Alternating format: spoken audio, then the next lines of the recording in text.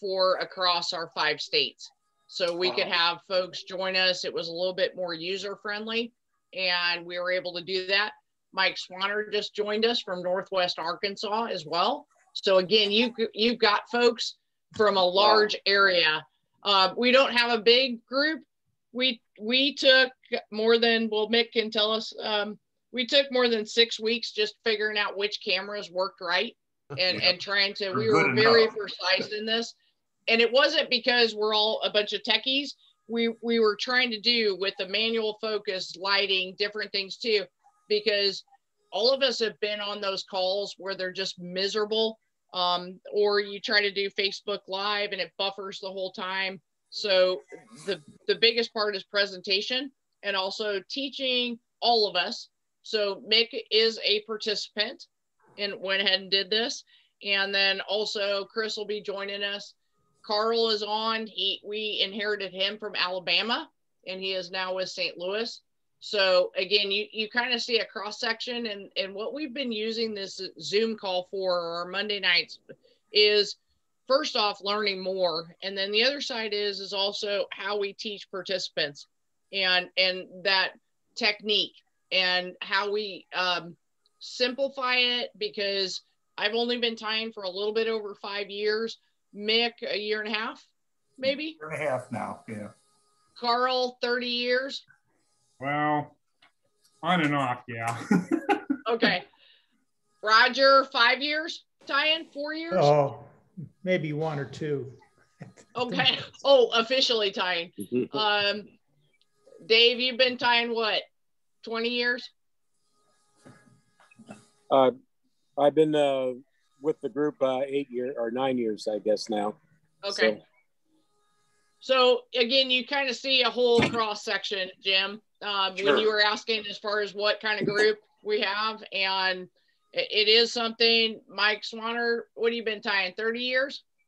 Mr. 20 Mr. anyway. Striper Bass. Okay. Yeah. Some of us will end up dating ourselves regardless in this conversation. John, what have you been tying? How long? Did we lose him already? No, 30 microphone. Sorry about that.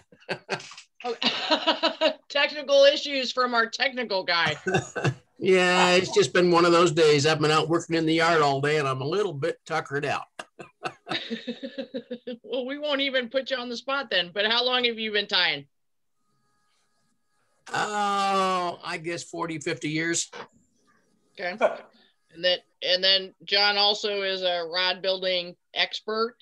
Carl's also experienced that. We've all built rods. So again, kind of putting this all together for you, Jim. We're just that eclectic group that you are now able to reach via the internet. And we're excited about this because this is kind of the best part of the whole virtual side. We've been able to cross boundaries. We've been able to learn things about your waters, take your time and just go through anything. We leave it kind of open. We ask everybody just to turn off their microphone, but it is something where if you're open for questions or whatever your normal teaching style is, we're good with that. Folks who are newer into this, just go ahead, and how you capture where we're only listening to Jim is you're actually going to go up. Mick, you want to go through this on how to pin the video? Sure. I see Terry's on. Terry, welcome from Depot, Illinois. And Terry, we have 2 Terrys now. Really? Terry Squared, and Terry Pierce. Okay. I don't know who that is, but We have Terry Adams, who you introduced me to earlier this week. He's on. oh, So, but Mick, do you want to go through, or you want on? Can you go through on how to pin? I can do it real quick. Sure. Yeah, really quick. If you want to pin a certain speaker, all you have to do is, if you have it in gallery mode, which is from, you click on your upper right where there's view, and you make sure you're in gallery view. And now you get to see all the participants that are in our meeting. Speaker that you want to pin, and if you hover over their picture in the upper right corner of theirs, you'll see a blue mute and then a blue square with 3 dots. You click on the box with the 3 dots, and then you'll see mute, stop video chat, rename. Possibly since I'm kind of the owner, it might be different, but you will see pin. And if you click on pin, it will bring his up where only you see him. Oh, yeah. And if you need to get out of it, you just go back to your upper right and hit view, hit gallery.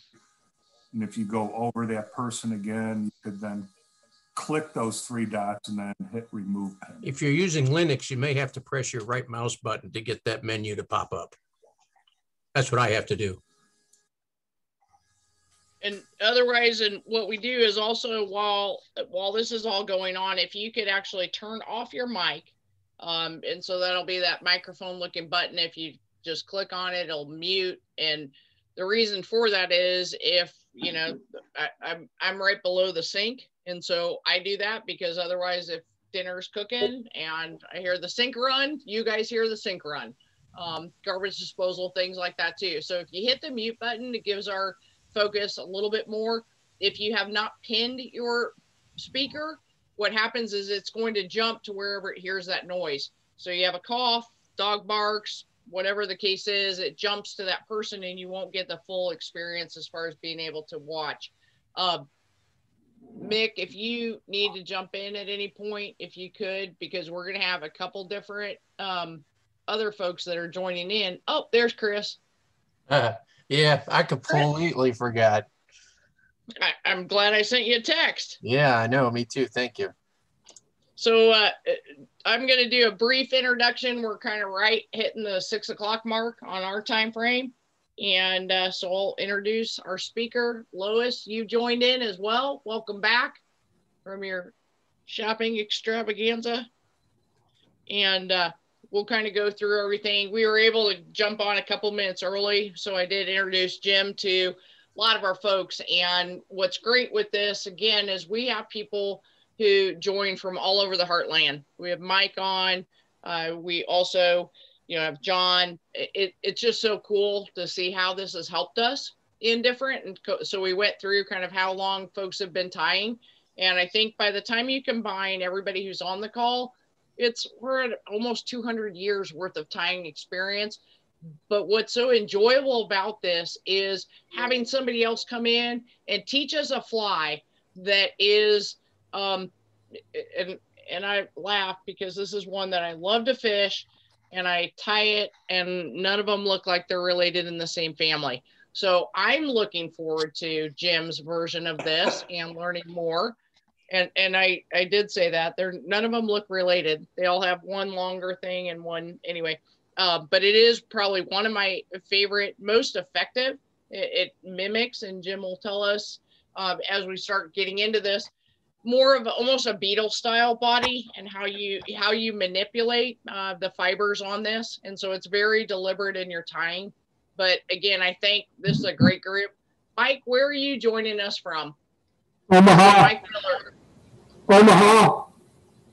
Excellent. Omaha. So you got the email from John. So we got 2 Omahas on here. I see Walt joined in.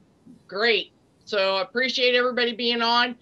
Jim, glad to have you here. And again, this is the best part of virtual is we cross lines and we can learn more about what you do and some Colorado waters. And then also we have Lois who's on, and we're going to let her have a little bit of a break. She's been traveling. She's been shopping.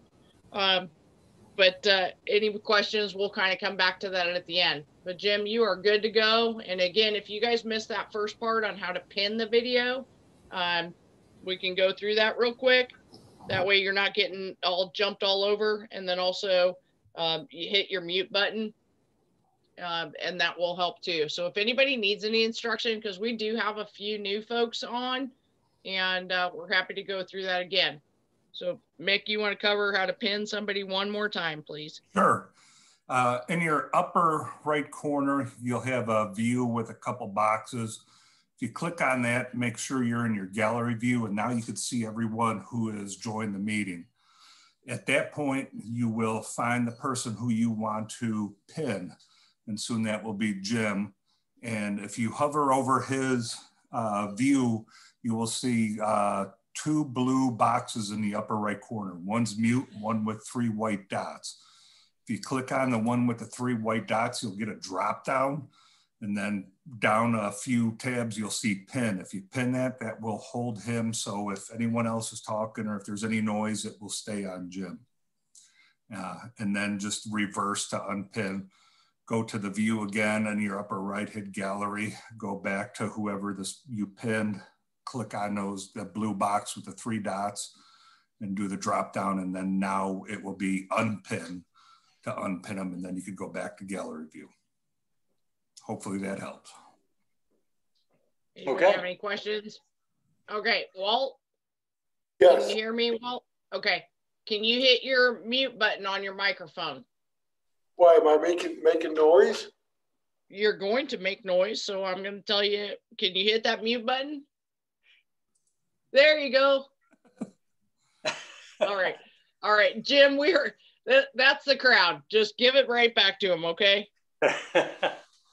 Well, just right, first we're off, good to go. Yeah. We are good to go, and it's your floor. Thank you. And thank you for inviting me. It's an honor to work with all of you. Thanks to Lois, she contacted me and said, hey, this group would like to see you do a virtual fly tying. And I said, oh, that'd be great. And she said, well, they want you to tie a humpy. And I said, you know, they hate me. So yeah, it's like you said, Amy, it's one of my, it's a favorite pattern. I tied them, one of the first ones I learned.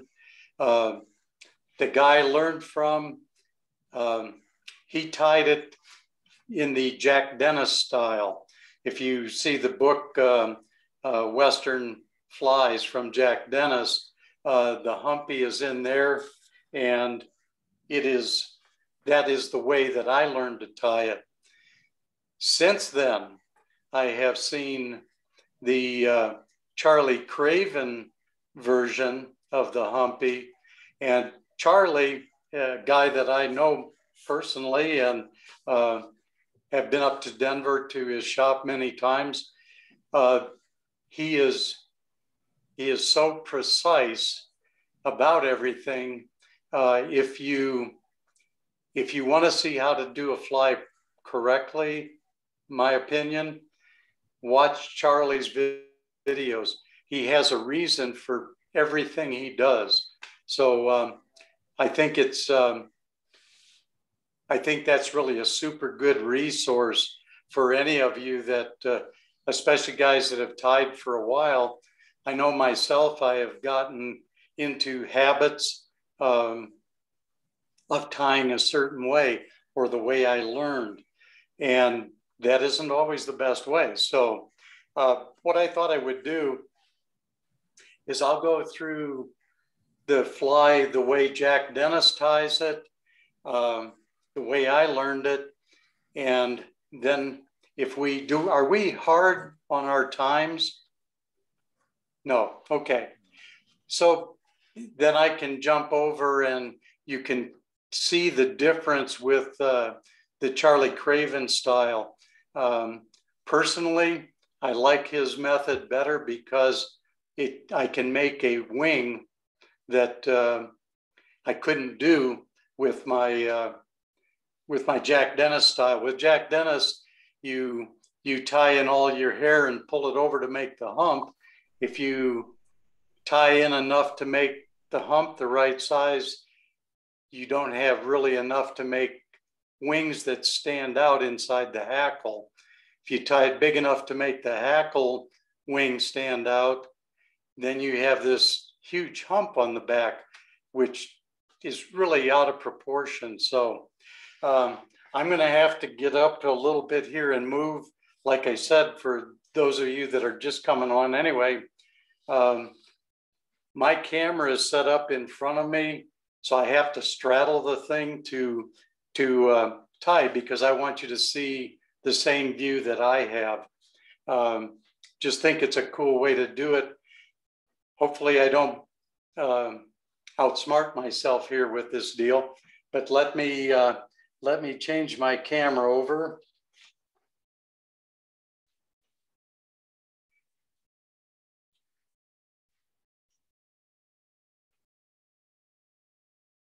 There we go. Now, are you guys seeing the fly? No, we see just your name, so it looked like the video. Well, isn't that interesting? There you go. That's better, eh? Much better. Okay, let me move around here.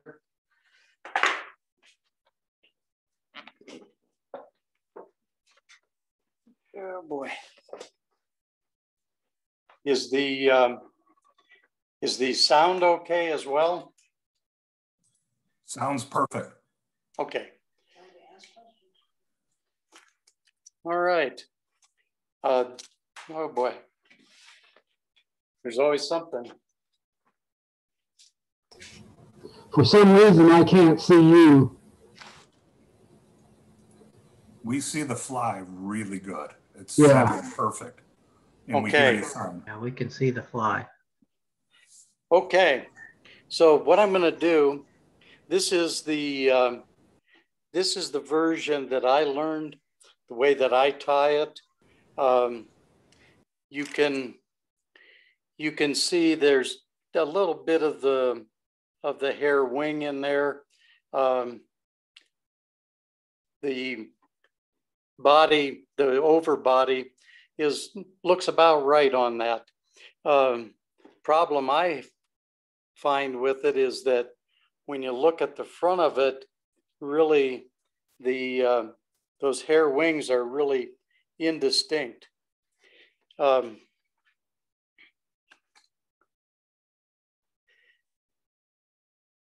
Let's see here. Looking for my Charlie version. So there's the Charlie Craven version of it. And the hair wings really do stand out nice. So that's, if it depends on what your goal is, I think. When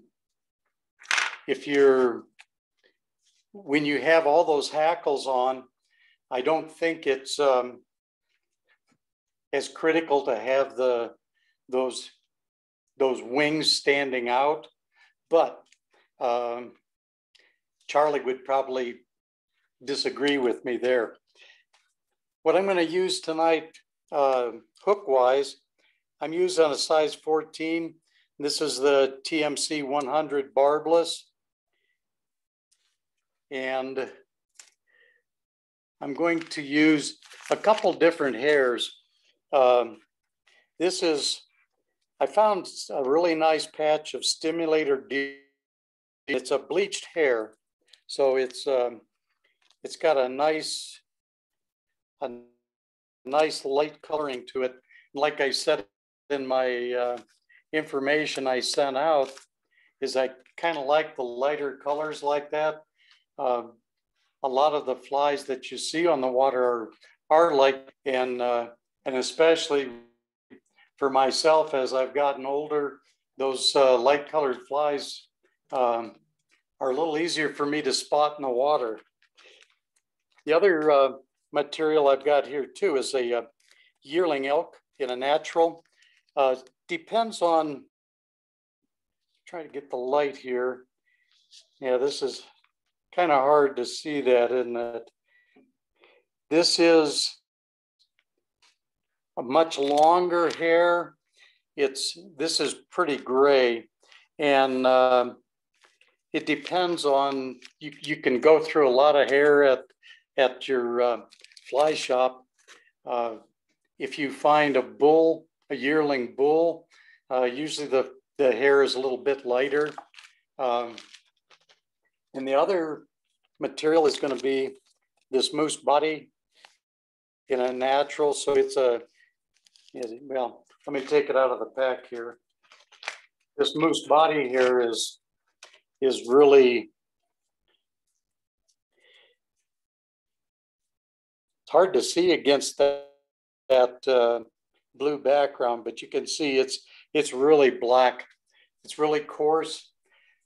Charlie likes to use moose hawk hair, or elk hawk hair. It's not hollow, and so when you tie a tail, the fibers will collect a little better and not flare out so much. The flies that I showed you earlier, I tied with the moose body, and you know what? They flare a little bit, but I don't think it really is the end of the world if they flare a little bit. So the thread that I'm going to use, I think what I'll try to do here tonight is I ran hot and cold on this. I've got some red 8/0 uni. I'm going to use that because I think it's easier to see when it's on the hook than the black. I don't always like the way it stands out. Sometimes you can see that you don't want to see, like your mistakes. The other thing, you can use saddle feathers, just size them, and you can size a little bit smaller. For this 14, I'm using about and you can use a grizzly and a brown. Gosh, I think I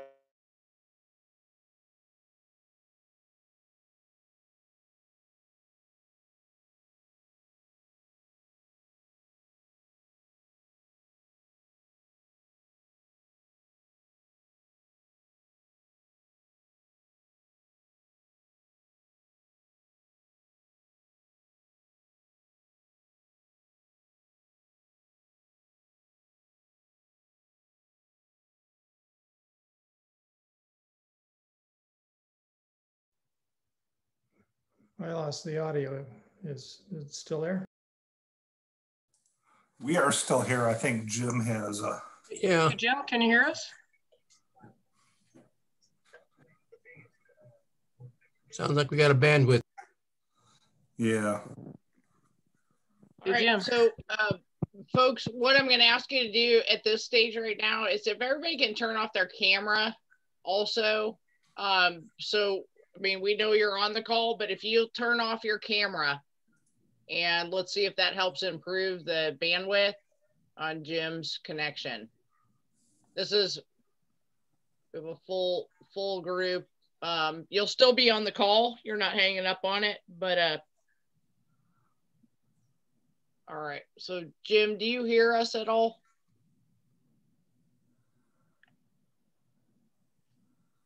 All right. I think next step, Mick, what do you think? Hang up and rejoin? That might work for him.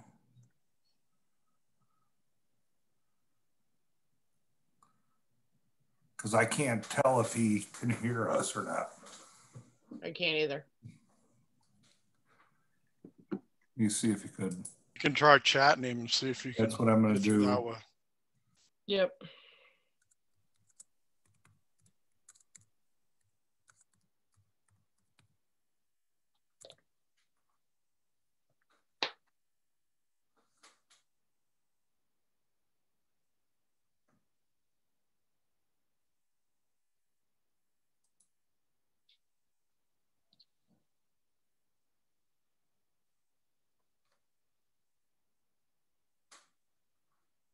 Darn, I was just laying out all my materials to get it all ready. It's a shame. Let me see. Right.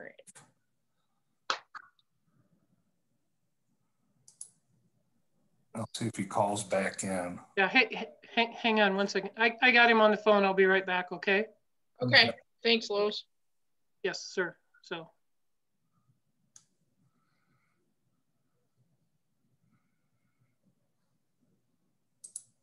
We haven't had this happen before either.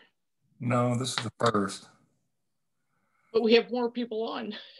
Yeah, this was a record. So everyone who's been calling in, we had 17.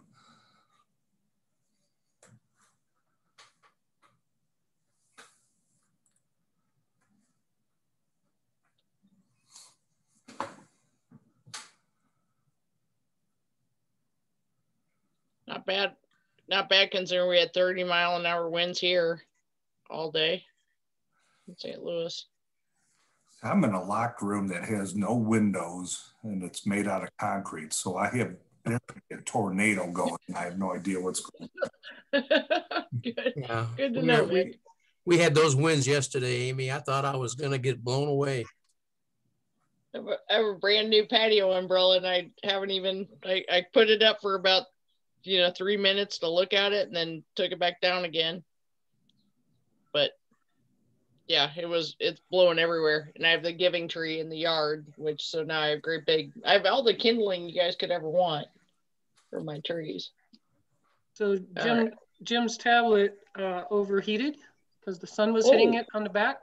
So he's down for the count for a bit. And so I just told him we go on to something else, I guess, and give him a moment to recover. He said he's got the fan on it and he's trying to turn it back on. We will. We'll absolutely do that. So, all right. So I won't pain you guys of watching my Humpty, but I will go through some of the techniques, and then when Jim comes in, he can correct me on how this is done. And what he says is to Charlie Craven's style on doing this fly. Absolutely is probably one of the best techniques as to make it more user friendly. So you'd fish this as a dry fly. It will hold up a light midge or something like that, but it's not really a hopper dropper. It would be a double dry when you fish this. So fish it upstream, let it catch in the drift, and float it downstream. We'll go ahead and unless, you know what, Chris, are you unmuted here, or can you unmute? Everyone could go back to their video too. Yeah. So Chris, pull up your purple doodad Humpy. I don't know how well you guys can see it, but so some characteristics. So you can see how that shell back. So Chris was really excited to get the details on this, and he always kind of sets out that tunnel vision, and he tied up 3, 5, 7. All I know is I can hear from Chris, and he's 6 of them. Yeah, 6 of them. All so he sends colors. me the pictures of me. He's like, I like this fly, which is always like the thumbs up that the world is good. Because he gets out there, and if you guys don't know, Chris came in. He was with us for 2 weeks before the closure, and so he got to meet us and tie with us, and then we had the lovely closure. But the good news is he was supposed to go to 6 strings for Heroes, so we're actually good because we got to keep him. So he's been with us since. Yep. He's learned all of this virtually. One casting lesson in my yard where we didn't take out the lines or my cable or anything else, and then we've been fishing a couple times. But I love the enthusiasm of just trying to get in there and tie it. One of the things I think with the classic dry fly style is the shape. And so when you're looking at this, and when you look at the overall, it looks like a beetle. I mean, it really does. It just kind of has that with the rounded shell. But what you're doing is you're making the materials work for you to capture the most amount of air, to keep it buoyant, and then also tying it in so that it doesn't look like it's just manufactured. So that's kind of fun of it. I'll switch over my camera on this. And I was not ready for this. So again, you guys, I haven't tied a Humpty in quite a while. Hey, Amy, can you let Jim back in? He's back absolutely. Is he ready to go? Good. He says he is. You see the sweat running off me? Yeah, she was taking on for you there, Jim. So I was killing time. I have the moose all ready to go. So can you get in, Jim? He should be in. He's probably just getting in. Okay. Yay! Well, I guess we're good to go. Oh, Jim, I owe you. Okay.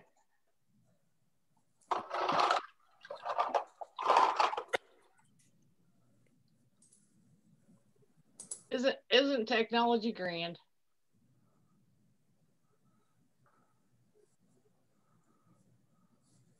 All right, so I'm pinning the video, but I see the hook. Jim, can you hear us at all? Ah, there we go. There we go. Yay. All right, I told Lois I owe you because I was about to display my Humpty and you don't want to see it. So thank you. I owe you for saving me on that. And I had my moose hair prepped. All right. All right. That was interesting because it's not really all that warm here, but the sun coming through this window over here was right on the back of this tablet. For whatever reason, when it shut down, I reached back, touched it. It was too hot to even hardly touch it. So lesson learned, right? Yeah, well, you're using video too, and that's chewing up a lot of CPU cycles. So it's getting hot with your video on it. So yes. Yeah, I kind of wondered. So I've got 2 fans running in here now trying to cool everybody down. So, all right, well, sorry about that. What I'm going to do is I'm going to start my thread, and I think most of you are pretty experienced, but I come around the back of the hook and then come over the top, and that way I can put this thread exactly where I want it. So with this particular fly, I'm going to start in the center of the hook, center of the shank. I'll run the thread back to where the bend begins. Now this is a barbless hook. So when you let your thread hang, you should be hanging about where the point of the barb is. Next, I'm going to tie in some of this moose body hair. And for the tail, you only need, it's kind of personal preference, but the Humpy was designed as the way it's tied in Jack Dennis' book, it's tied for big, heavy, rough waters. So it's meant to float. So there's a little bit more material in it than what you would see for flies in the East. So I'm going to stack a little bit of this moose body hair. And when you take it out of your stacker, I take it out so that it's aimed in the direction that I want it to go. Just keeps you from having to change hands. And then part of my my measurements here are going to be the length of the hook shank. So that's going to be from the back of the hook eye to where the thread is hanging, where the hook begins to bend. So I'm going to take that measurement like that, and I'm going to transfer it over where the thread is hanging, change hands, do a couple of pinch ties, just check and see if everybody looks the way I want it to. And I'll get a couple of wraps in. And what I've been doing is I like to cut this hair off so that it's right where I started my thread at mid shank. And I'll go ahead and lash that down. But this midpoint is going to be that index point that I think is so important when you're tying a Humpy. So in my directions that I sent out, I mistakenly, when I was typing them up, I transposed one line and I said to take your thread back to your tie-in and that's where you're going to tie in your hair for the overbody. And that was incorrect because you tie it in at the midpoint of the shank. So here's this is the stimulator hair. And I'm going to cut a piece of this.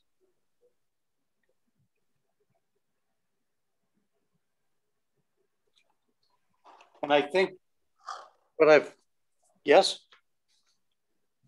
I've cut a little more than what I really need.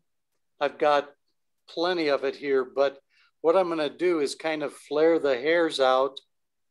I'm going to grip the tips and then pull like that and pull all that, the fluff and that underbody pull all that out of there.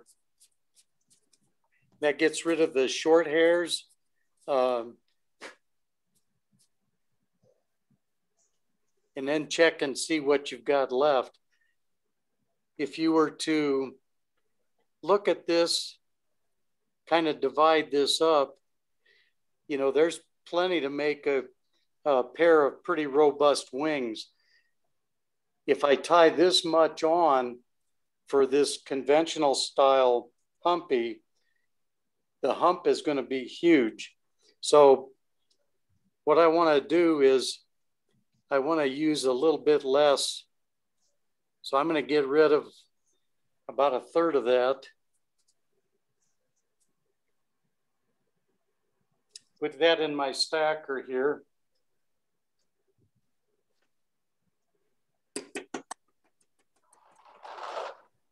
Give this a quick stack.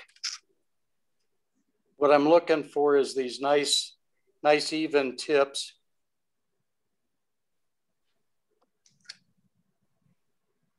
And again, I'm going to look at it, clean any of the fuzz or shorties out of it.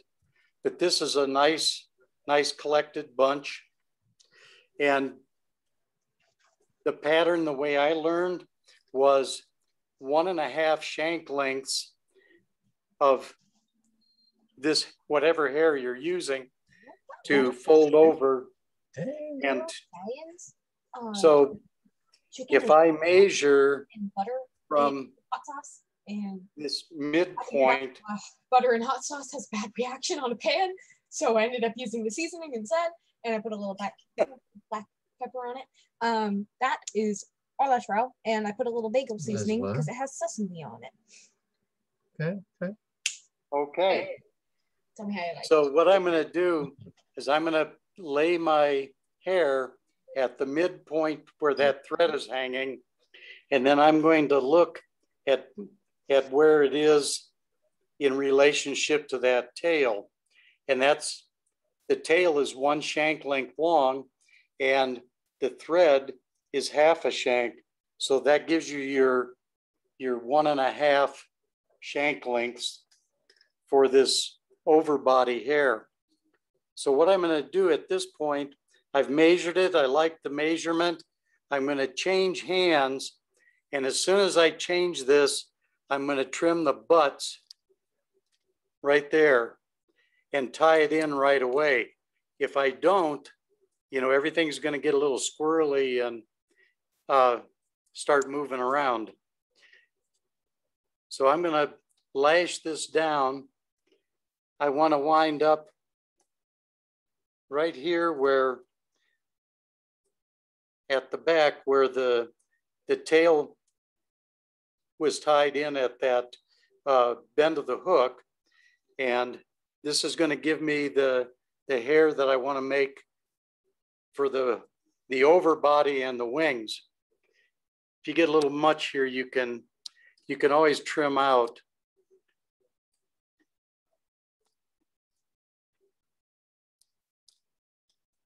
So I'm going to go ahead and lash this down nice and tight. And even though I've got a little bit sticking out here, that'll be okay.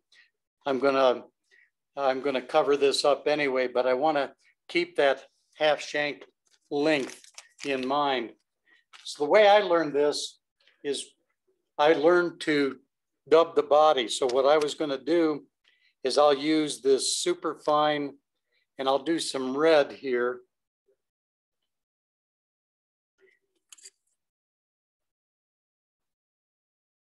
See if I can get some dubbing on here without tipping the camera over.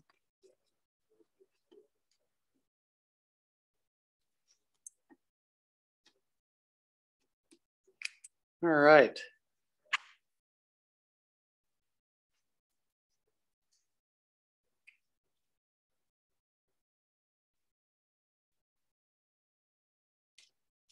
So I'm going to build a little bit of a red body here. I'm using the super fine dubbing because I'm hoping that this fly is going to float. So that's the intent there. I'm going to try to build a little bit of a egg-shaped body.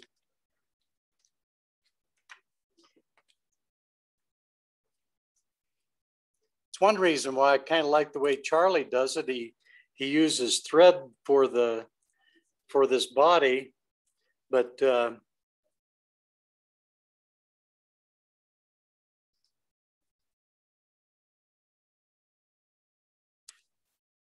the dubbing was the method that I learned.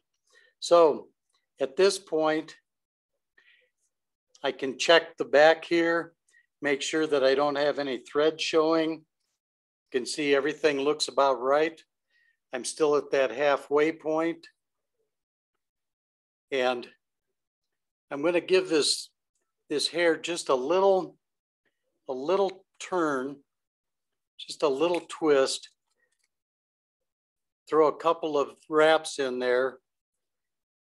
Make sure everything is, I don't like the way it looks, so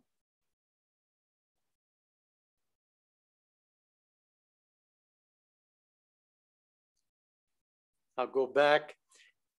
It's always good to have a look at what you're doing before you tie everybody down tight.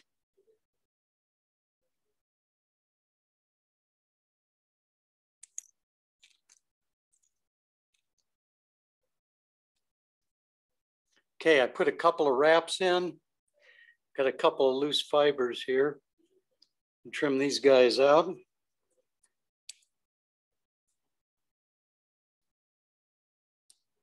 All right. And I'm still maintaining that half shank measurement with my thread. So at this point, I want to stand up my wing, and I also want to coat the front of this hook shank with a little thread. So what I'm doing, still got a wild one here. So what I'm doing is I'm wrapping the thread I'm trying to get really tight against the base of that wing. And then when I wrap back, I'm keeping this thread pulled back toward the point of the hook. That way it's really packing thread underneath that wing, and it's going to stand it up. The other thing you can do is you can take your thumbnail and you can kind of crease that. That makes everybody stand up. So put a couple wraps in here. Now this is the part, and I don't know where, who struggles with what part of this, but humpies are a little tricky at this point. But what I'm going to do is divide my hair, and that looks pretty good. And what I'm going to do is I'm going to wrap from the back side here to the front with an X wrap. So I'm going from the back to the front. Then I'm going to change to the near wing, and I'm going to go from front to back, make a couple of wraps. So now I've got my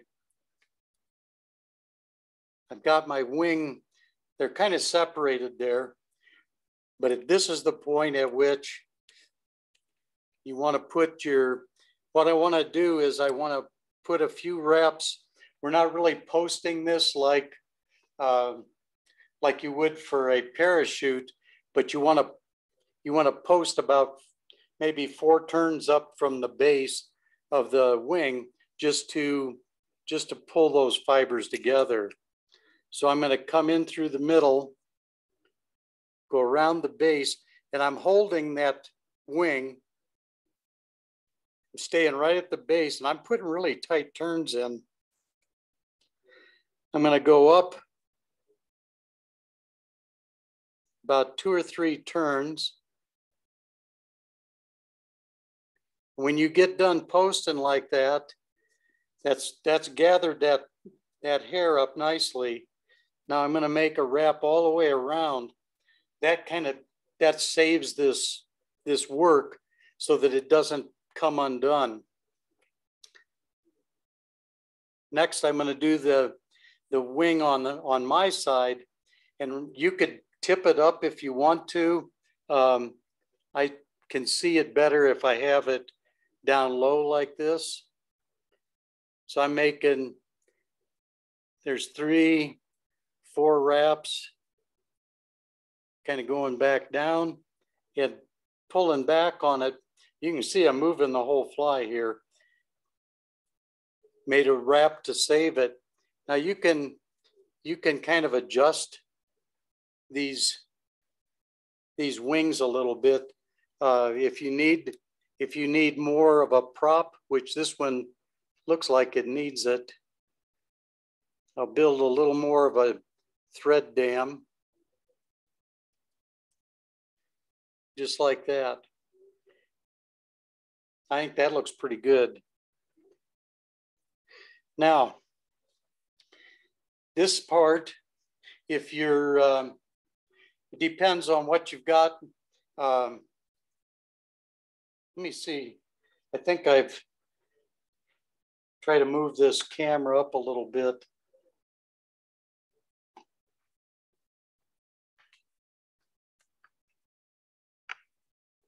There, that's better. Okay, if you, at this point, I want to put a hackle on there. So it depends on, you know, smaller flies or typically flies back east. You're going to want to use maybe a lighter hackling. It just depends on the, you know, the insects that you have in your area. But the way I learned to tie it, the way we do it for the Western flies is I use a grizzly hackle feather, and I use a nice brown hackle feather. What I'm going to do is I'm going to strip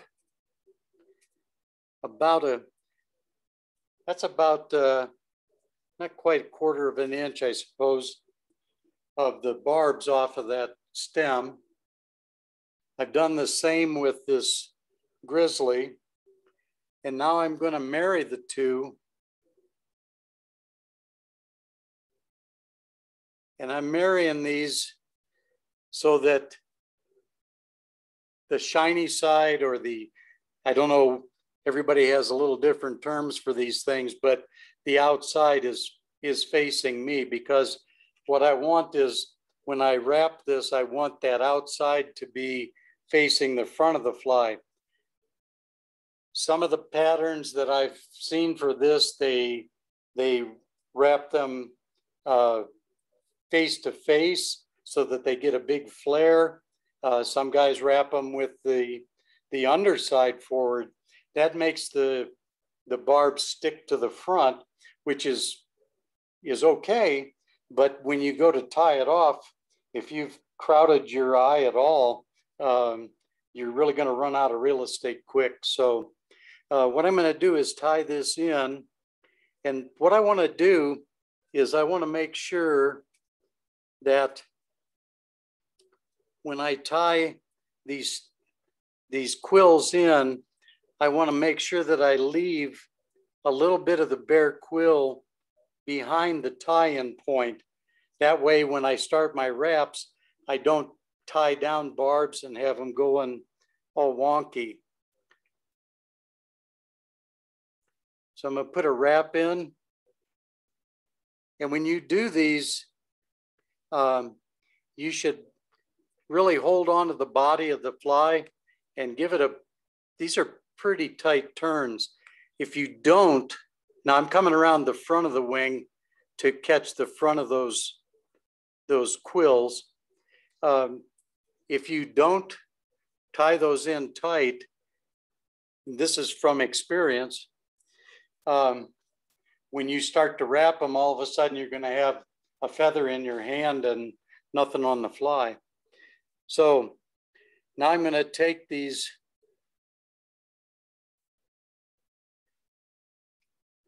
and I'm going to start wrapping.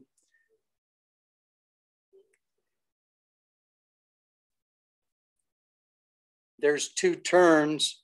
Whoop.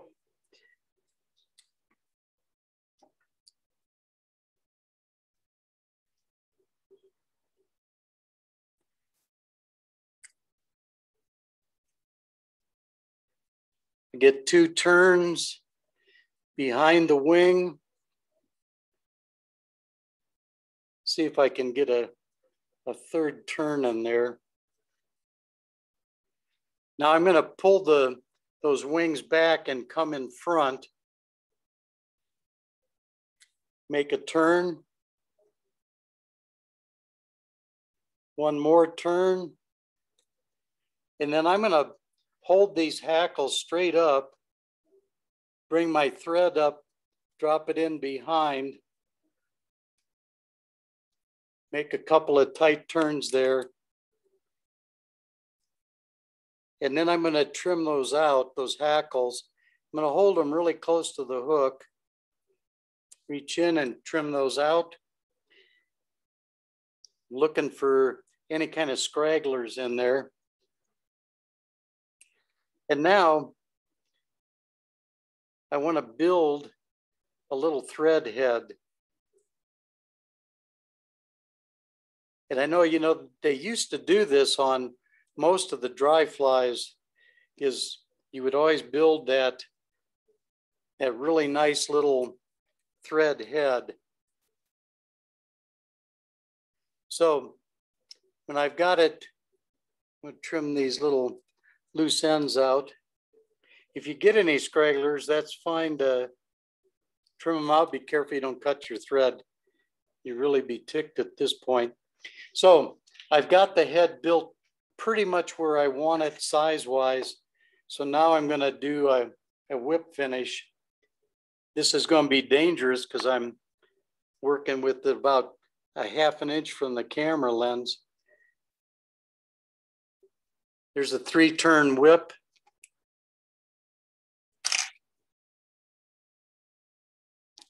Trim that out. And there's the humpy, my style. It's got a little fatter over body than the way the ones that Charlie does. I got a couple of wonkies. There we go. Let's see. Let me pop this out of here.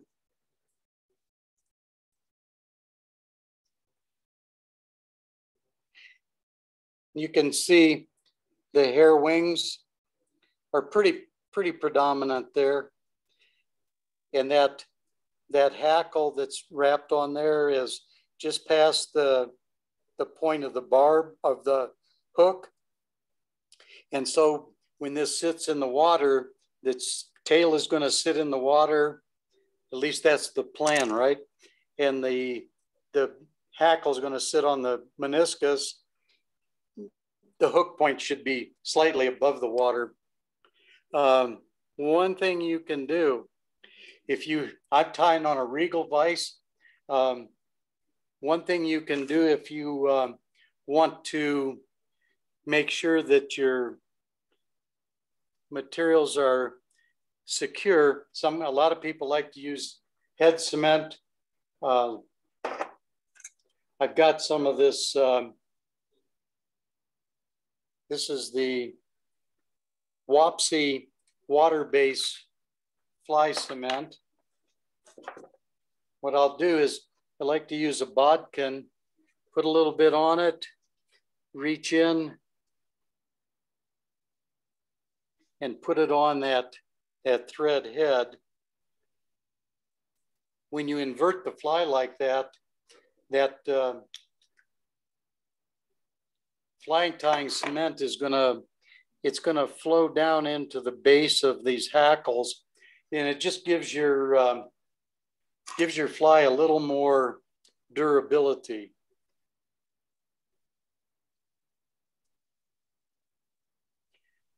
So,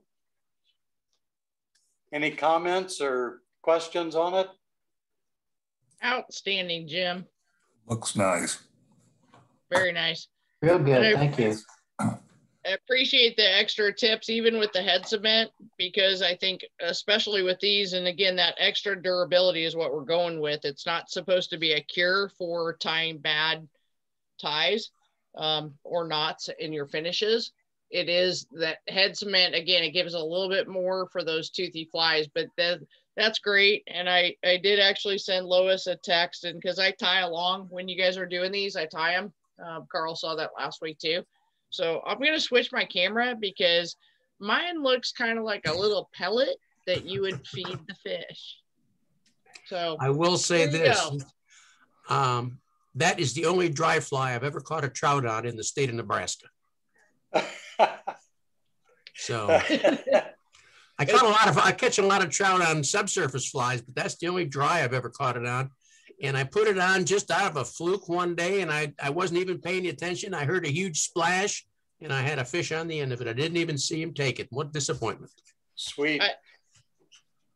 They are, and you can see how the shape is just perfect on that. And so it looks like a bean. I mean, it really does. It makes that perfect, you know, and we've talked about different dry flies, and you don't add more dubbing to get a better dry fly. But in this case, because you're sealing that off, so the hair is actually creating more air to keep it on top.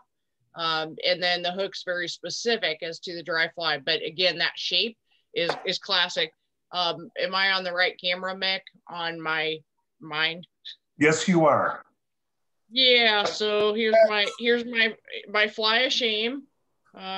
Jim, you can log off anytime you want. No, I'm just kidding. So as I was pulling over, and this is one too, and this was the biggest struggle, and he made it look so easy as you're pulling over your hair on top. Change your camera, Amy.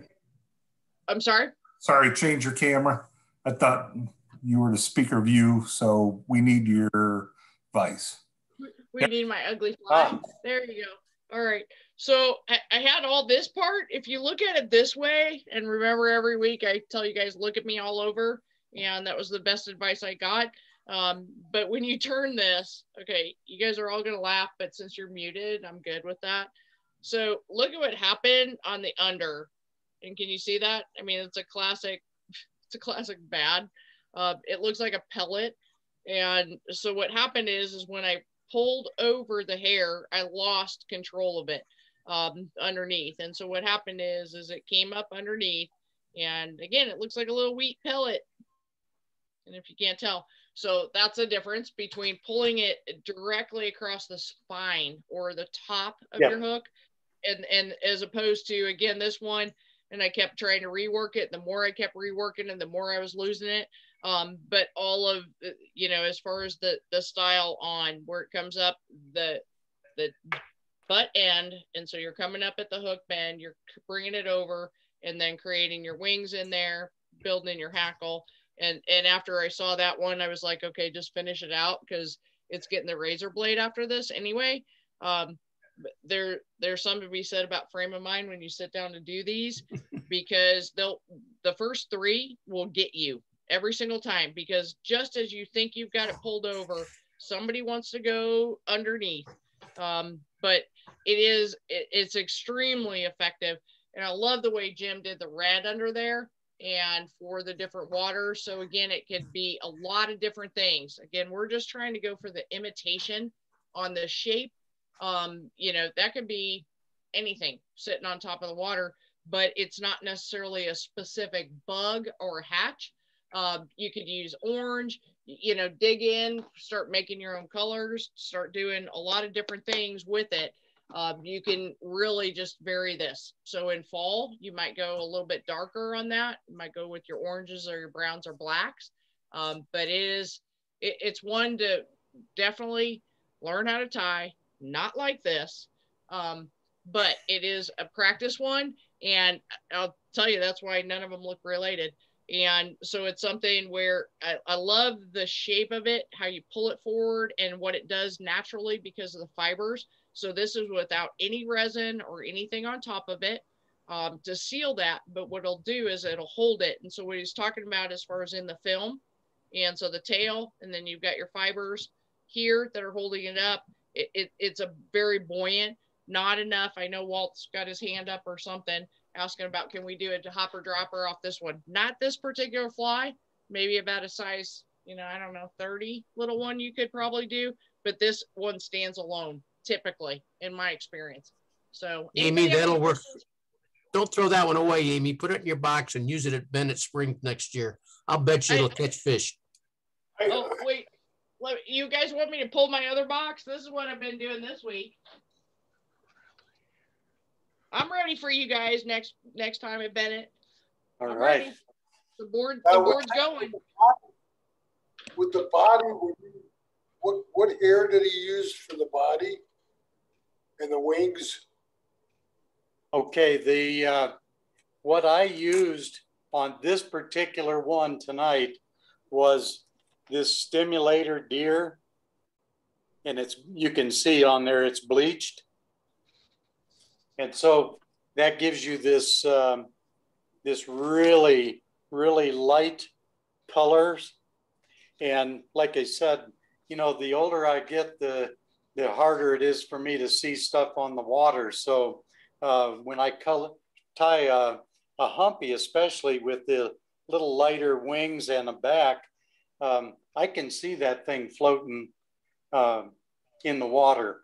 The one other thing when you're picking out materials, what I was looking for when I bought this pelt here was I was looking at the tips of these feathers, of this hair, and trying to find some really nice even marking. And so, you know, when you stack this, you're going to get a really nice, consistent, even look to those tips. And you know, it's not that they won't catch fish if they're not perfect like that. It's just, I think it's more of a personal thing with me. I want those flies to look as good as I can possibly make them. So when you go to the store, and I know, of course, in Colorado Springs is the closest town to me. I'm about an hour up in the mountains from Colorado Springs, but what I have found is I go into the store and I start opening up their packages of material and taking them out and looking at them, feeling them, see, you know, what they feel like, how supple they are.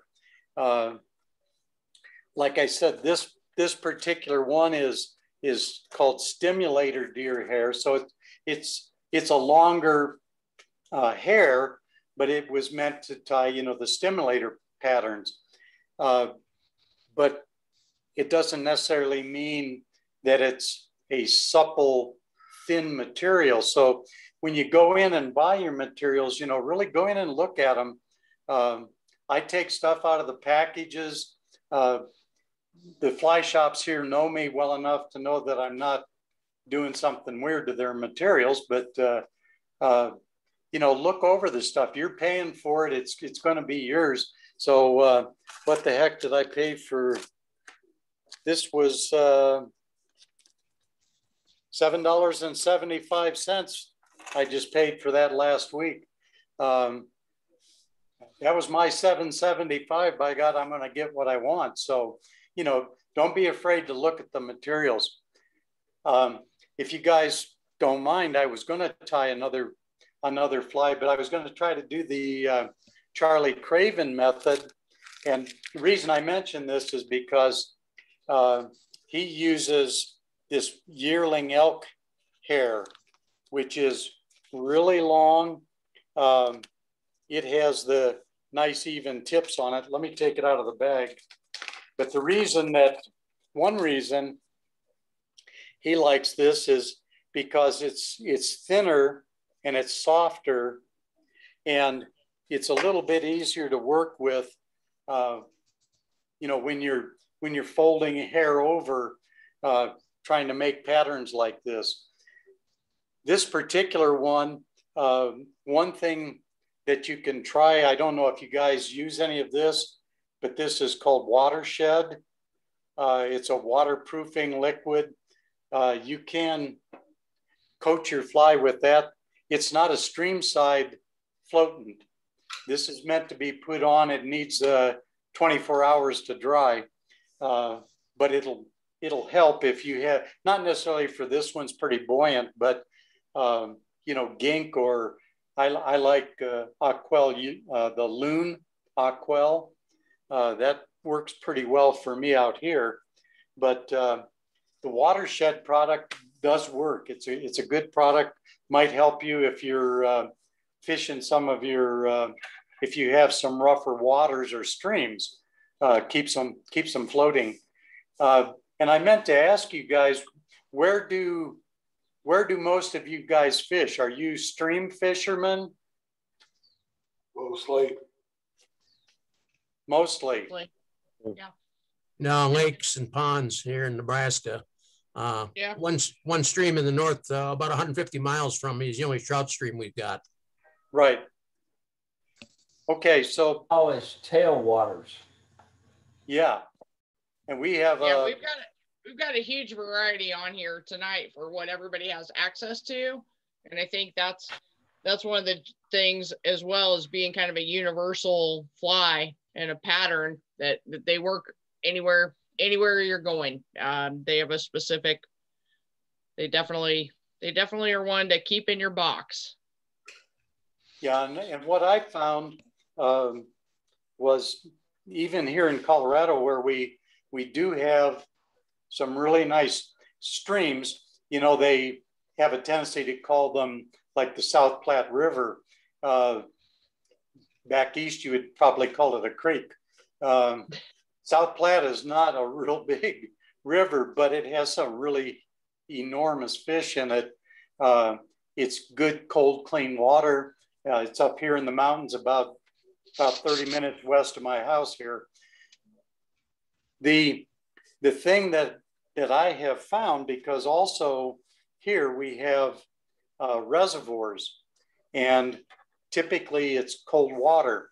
So what I encourage folks to do is, if I know a lot of guys are real purists about it, and you know what, more power to you, but I like to fish still waters a lot, and I will put something like a humpy and tie a 3-foot dropper off and tie a size 20 chironomid or some small nymph pattern hanging under it. And as the waves in those reservoirs are moving that fly up and down, it's jigging that nymph underwater.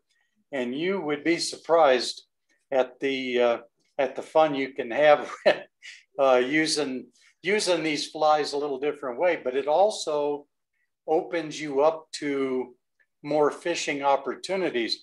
If you have to drive 150 miles to a stream, or you can drive 5 miles and get to a pond, you know, sometimes it's a little easier to get to the pond. So you can still fish a number of things, but stream fishing, I do love it. Last Friday, I was in 11 Mile Canyon. I don't know if any of you are familiar with the canyon up here, but the South Platte River comes through 11 Mile Canyon out of 11 Mile Reservoir. It's a tailwater. it was 42 degrees. The wind was blowing. It was cloudy, trying to snow a little bit. But you know what? The fish were eating size 22 nymphs. And it was a big time day fishing in there. And the funny thing was Spinney Mountain Reservoir, which is up above 11 Mile Reservoir, opened for the season, and everybody went up there. So 11 Mile Canyon, which is usually full of guides and lots of people, was basically empty.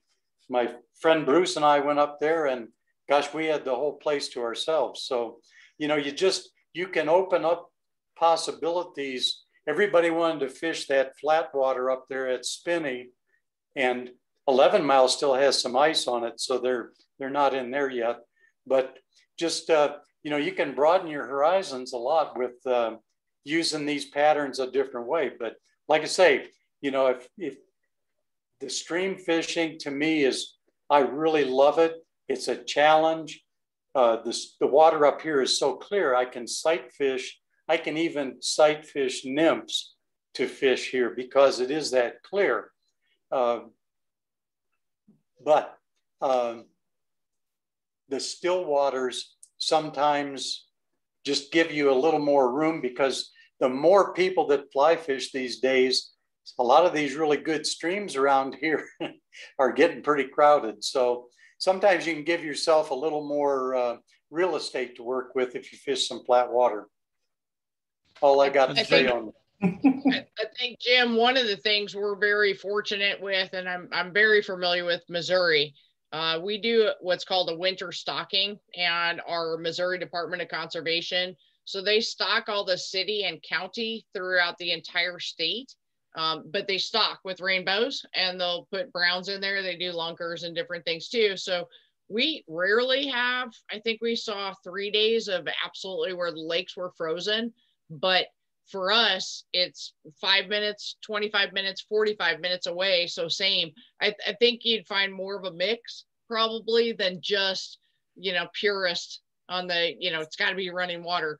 I know they have that in Nebraska. In fact, they're still stocking right now with their trout. So you're right. Every time you can pull out a different fly or something, it improves the odds, and it's us against the fish. So it improves that side. Do you have a second to kind of go back through before you start on the other one? Because I absolutely. think so we have some folks on that don't have the fly shop accessibility Hey, that me, you can I guys jump in a minute? Yeah, absolutely. I don't know who just commented. Just lost that. Great.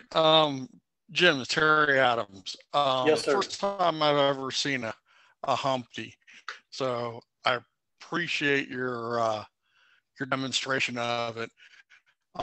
Fishing the Gulf Coast, though, we tied sand fleas like crazy, and it looks like an identical pattern. Kind of turn the body the other way, but it looks very similar to it and similar technique. What did you say it was it's called? meant to be a wet fly. What was the name of it? The one you tied? It's just a sand flea. No. Sand flea. Okay. Yeah, that's the one we tied on the Gulf. Right. Yeah, and I but think it looks very similar to what you just did. Yeah, and you know, if you, of course, with computers today, you can Google stuff, and man, you can root out information that you never could have years ago. But these different flies like this, you can look up history on them, and you know, there's big arguments about who came up with it first. You know, in Montana, they call this a goofus fly. Everybody's got a little different name for things. I don't know why they call it that. They somebody looked at it and said, that's kind of a goofy looking fly.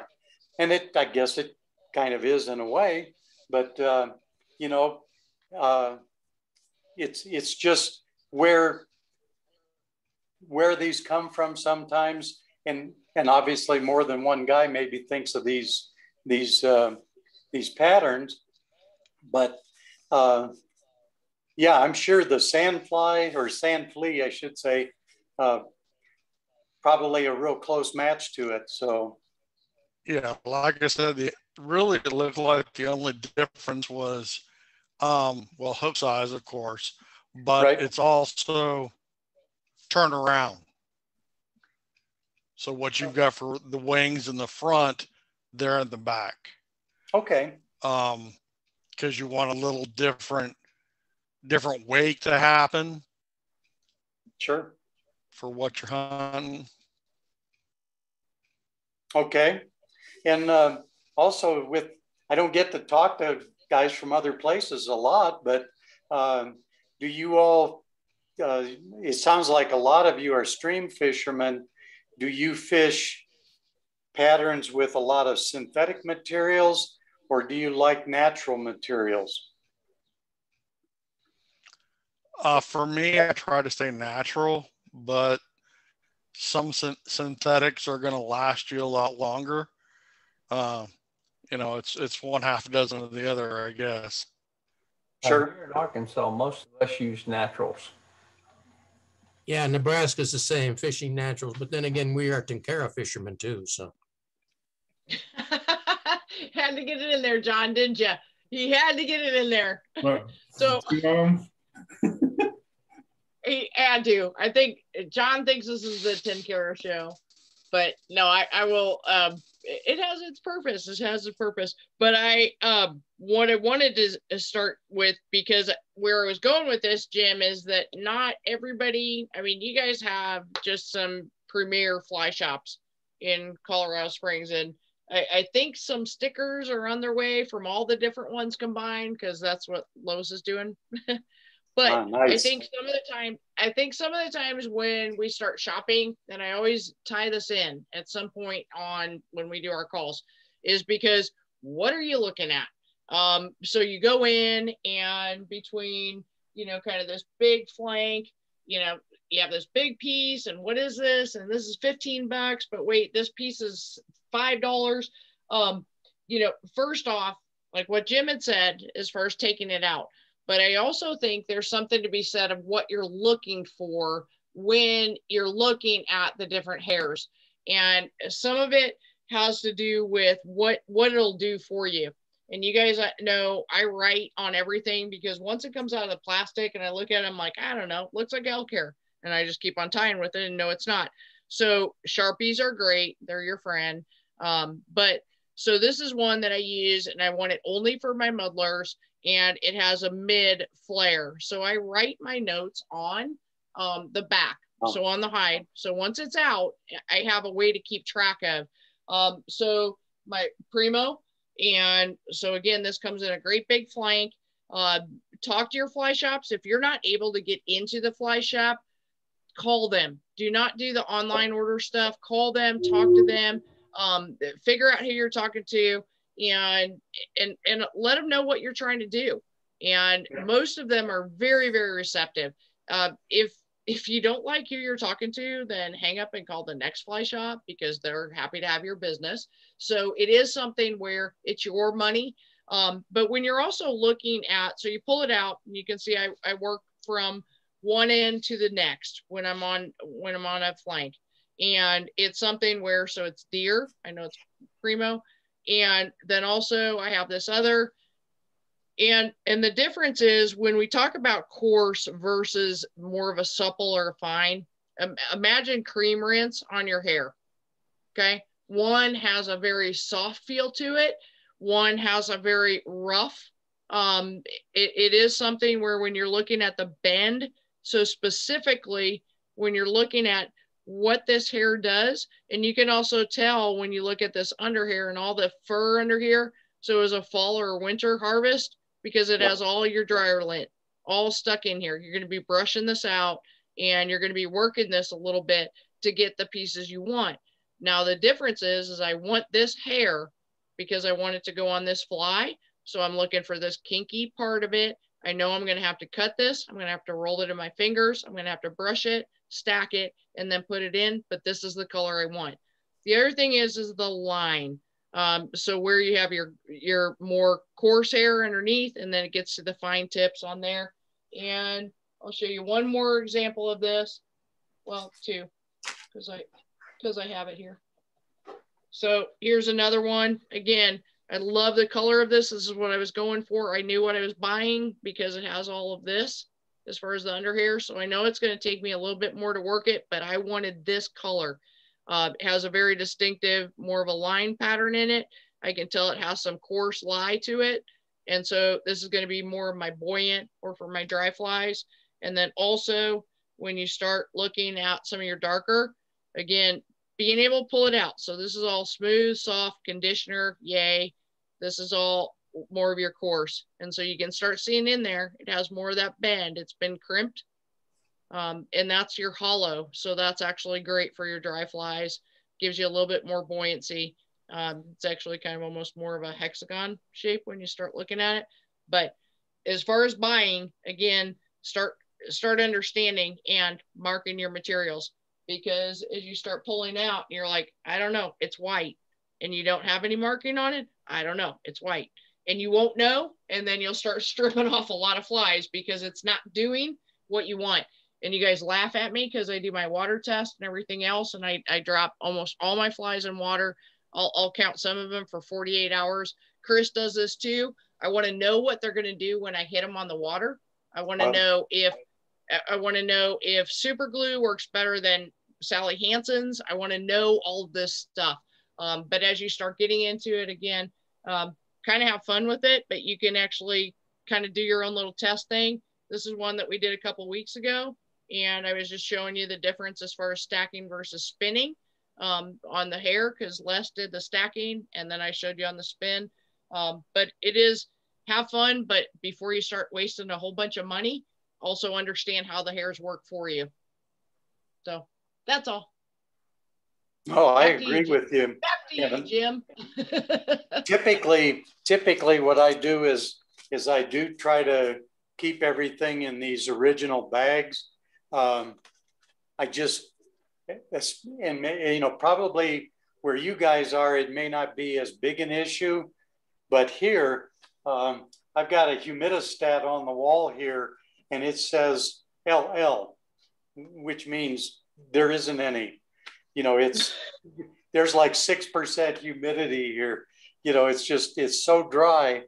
And what I found was, even though I do use the hair frequently, when I opened up a couple of those packs of the bleached hair that I wanted, especially the bleached one that I wanted to use for this demonstration, when I tied it on the hook, the individual hair fibers were breaking over, getting all gnarly, and I couldn't make them do what I wanted them to do because they dried out. So right now my trash can over here's got probably $25 worth of pelts in there that unfortunately I didn't. You know, you buy them, you're kind of stuck with buying this piece of material, but good God, that represents a lot of flies. So, you know, if you can keep them environmentally stable, I guess is a good way to say it, maybe, you know, make sure that they're not going to get dried out and go away on you. It's a good idea. So I find, like some of you guys maybe, I like to use these natural materials. Part of what I started doing with my group here was I started tying like Quill Gordons. I started doing some English flies. We went through the, I called it the Royal Family, but Royal Trudes and Royal Wolves, just those materials that if you go into most fly shops, you won't be able to buy a Quill Gordon, I don't think. maybe you might in the East, you may be able to more, but around here, I don't think you could get a Quill Gordon, but I always have some with me. And the weird thing is, even in a lake, if you chuck a Quill Gordon or a, oh gosh, what was the one I tied? Oh, a Wally wing.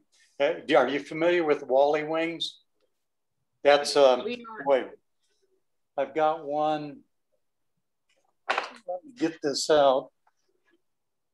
This, let me change my camera. This is a crazy fly.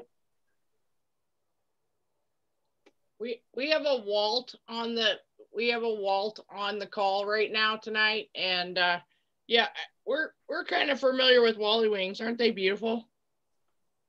But this is a Wally wing. It's just a single mallard flank feather that you peel down the center of it and tie it off at the base here, and that makes those wings like that. You can kind of see them. The only trouble with them is they're pretty delicate. I have a lake about 30 minutes from me that it's a private lake that I have a membership to. I threw one of those Wally wings out there because I usually fish like a hopper wand foam hopper pattern because they float good. I threw that Wally wing out there. You know, it barely hit the water and the fish ate it. The only trouble was that was one fish and that fly was totally destroyed, you know, because that Wally wing is really, really, really delicate. But what type of hook do you use on that? On which one? Wally. The Wally wing? Well, that just depends on whatever well, it's hard to say on this one because this is what they call a fire hole hook, and fire holes have a real wide gap. They're also black, barbless, but you know, it might be, this is a 14 humpy. That's a 14 fire hole, but that hook gap is like a, gosh, like a 10. So it's that's a fun fly to tie. And it is. It is something. So Walt, that was when I first met you at Merrimack, and you were tying those and you left the strands on. Mick, that's when I first met you when I was at Feathercraft doing these. So it's one of my, I like that fly. Well, it's a go ahead. Mine has a casing at the bottom, and then it works its way up to the body of the fly. It's just a little different. Yep. But it's the same with the mallard with the feather, but that peeling it back, and it's yep. I enjoy working this one. That's the one that, boy, if you don't know your tippet sizes, that will educate you real quick on the size tippet you use, because if not, it looks like a ball of yarn when you first pull it out. But it's a fun one to fish, and it's definitely, I believe I heard in Colorado the mayflies, so you guys already are in mayfly season, and very effective fly. A lot of fun. It is. We have totally derailed your entire presentation, Jim. So no, you know, welcome to the Heartland. You know what though? This is how you learn stuff. You know, if this was an official, you know, 101 class where we're trying to cover specific materials, you know, in a time, that would be one thing. But honestly, with you know, talking with you folks and, you know, the different flies that we all use and, you know, how you fish them. That's what's important, is to find out what do you guys use? You know, what's the differences between here and there too, for me. And you know, I just think you learn a lot when you have these exchanges of information like this. One other thing I would add about these, like the humpy, and I know, you know, Amy, you said you have a tendency to float flies, and that's cool. I do that too. And a lot of times when I go up to this this lake that's up here, the water is so clear. If I'm fishing like a streamer or a streamer pattern of some kind, I'll just throw it in the water along the shore and jig it along and watch it because I can actually see it. But one thing that you might do, like with this humpy, even though this humpy this is a 14, to me, that's pretty big. To me, it looks big. But what I do with my flies is I hold them up to the sky or toward the light and look at them from the bottom. Because if you're fishing a dry fly, the fish isn't looking at it at the same point of view you are. He's looking at the bottom of it. And so I think you need to see the profile. And if you look at a humpy in profile, unless it's a little more like a fish pellet, you know, oh, nothing against fish pellets. He's already thrown smack. Those fish pellets it's gone. I have no evidence. It'll catch fish, right? It's gone. That's what the razor blades are for. Yeah, well, that's usually this one's laying right there on the lamp because I cut a lot of stuff off too. But yeah, really look at the profile from underneath. I think that gives you a good idea. There's a book out. It's been out for quite a few years. My wife bought it for me. It was called Bug Water. And the guy developed like an aquarium, and he will drop a fly on it.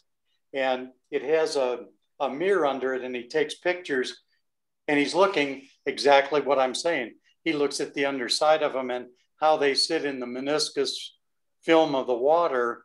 You know, what is it that you're seeing? So, and also, and I like a lot of you guys have a lot more time on the water than I do, but if you have, maybe not so much with a humpy, but I probably would do it. If you have a fly that is fully hackled, you're fishing it on your stream, you're getting some refusals on it, and you're getting really nice drifts. I mean, you're flipping it out there and drag-free drift, and you're going, you can see a fish come up and then just kind of, sometimes they'll even nose it and go away.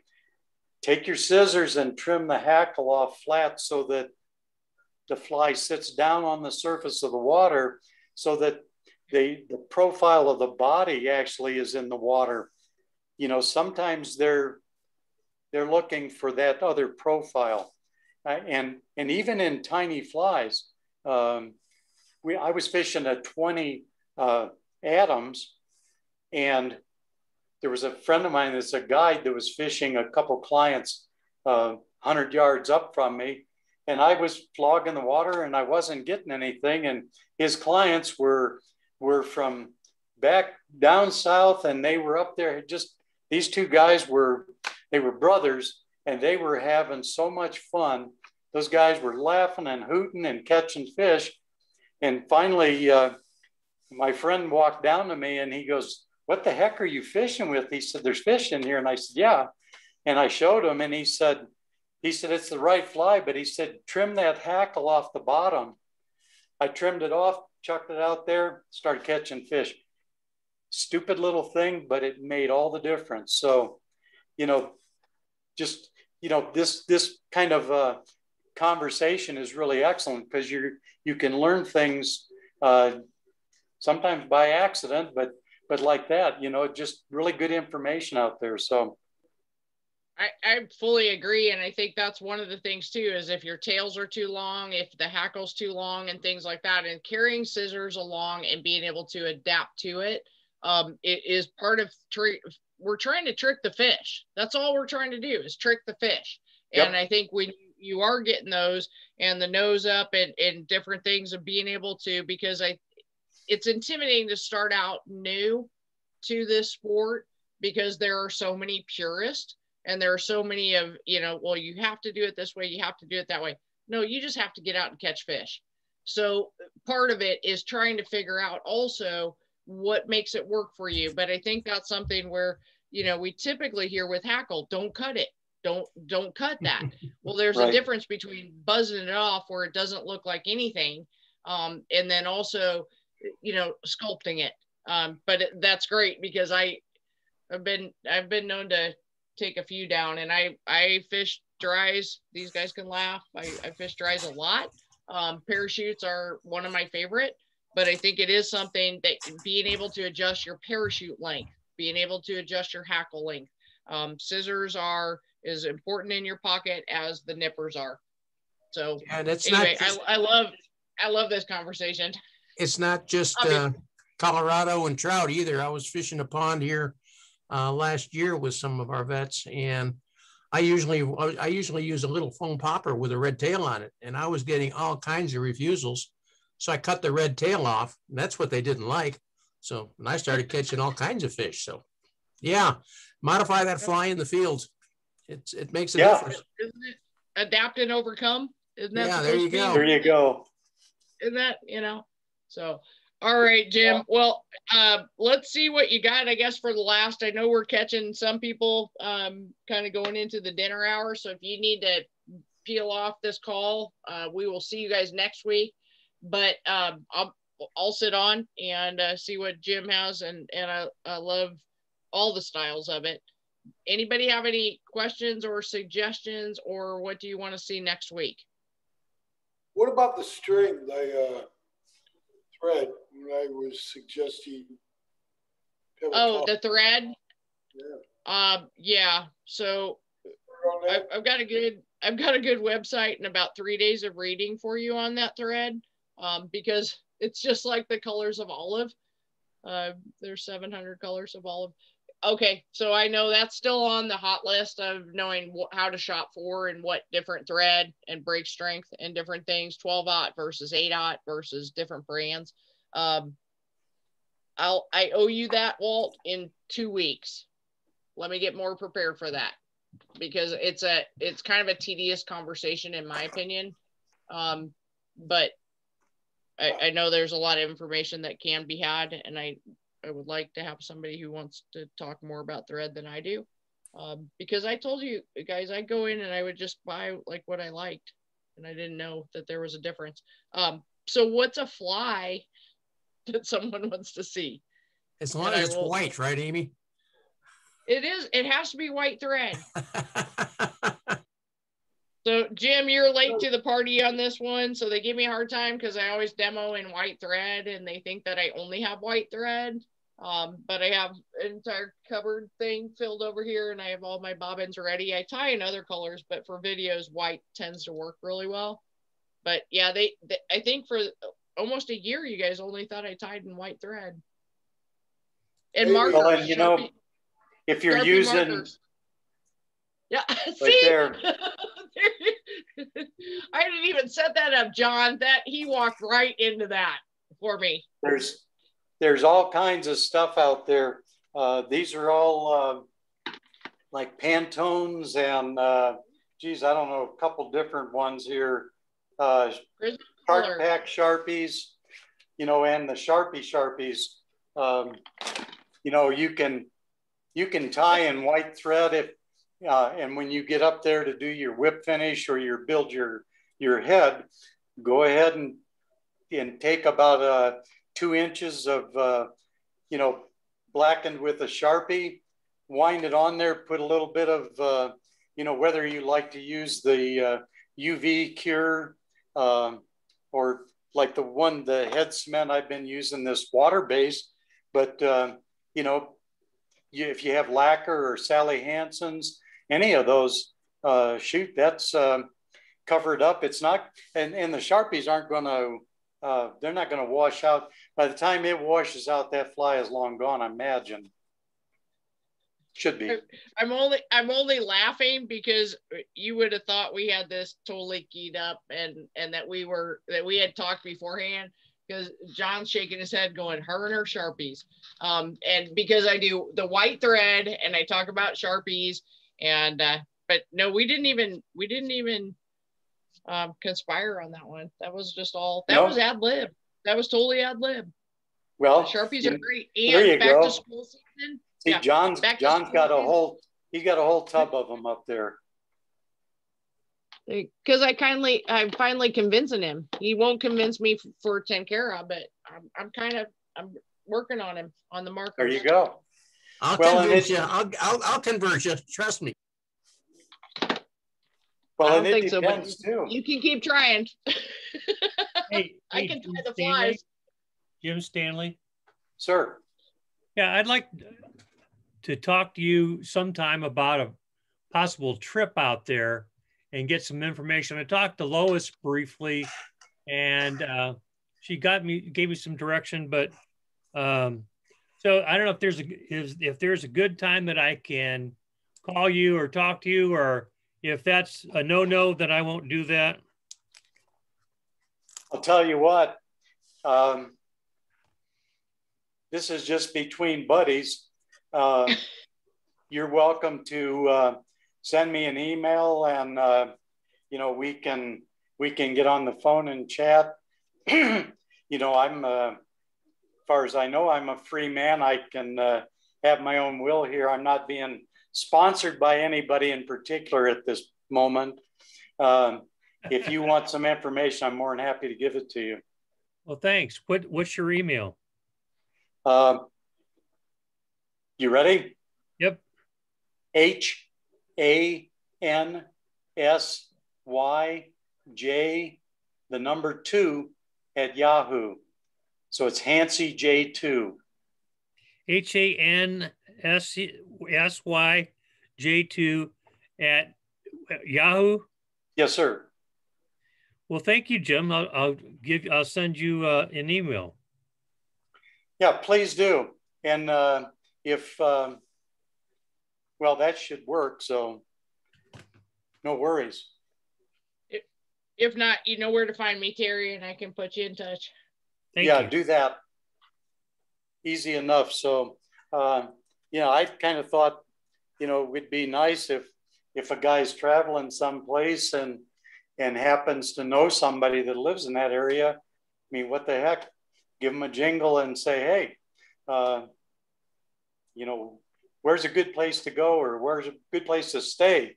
Those are important things to come up with when you're spending money on a trip like that. Correct. Yeah. Okay. And if you're ever in Missouri, ask Amy. Ask me and I'll meet you there, Jim. That sounds great. Well, thank you, Jim. Absolutely. Yeah, I just, I think one thing, like I said, try looking at these flies from underneath for profiles. I'm a real fan of natural materials, but Juan Ramirez is a friend and guide that lives in the Springs here, works for Anglers Covey, and he has a lot of patterns out there on the internet. The Hopper Juan Hopper is one of them. If you haven't tied it, it's a hoot, it's easy, and it's a great fish catcher. You can tailor those things to any size you want. Pretty much. I mean, you can't get real small with them, but if you're going to get very small, tie a beetle. I think that's, for me, about 3 years ago, I started tying a little black foam beetle. An acquaintance of mine said, he's an older guy that used to buy all of his flies from Rainey's, if you're familiar with Rainey's. And they had a beetle that had 8 legs. he said, he called it a spider beetle. He said, well, they don't sell them anymore. Where can I get them? And I said, well, I don't know. And he said, well, can you tie one? And I said, well, yeah, I'm sure it can. So I asked him to send me his last one that he had. He said, it's pretty bad shape, but he said, you can see it. So I tied 8-legged black beetles. And honestly, I fish them every year in flat water, and they're crazy. They catch fish. I use flex floss for the legs instead of the rubber legs. The flex floss has a lot more movement. And what I found with the black rubber legs, I've had them in the package in my drawer, and yet I took them out, started stretching some of them, and the rubber had rotted. I don't use enough of it to, you get enough to tie 1,000 flies. So it was just a really good pattern. But those are some things you might think of in the spring as these terrestrials, ants and beetles, and some of the hoppers. And the cool thing is you can throw droppers off of them. You can fish droppers in streams. It's especially if you've got a lot of weeds in a stream, depending on the depth.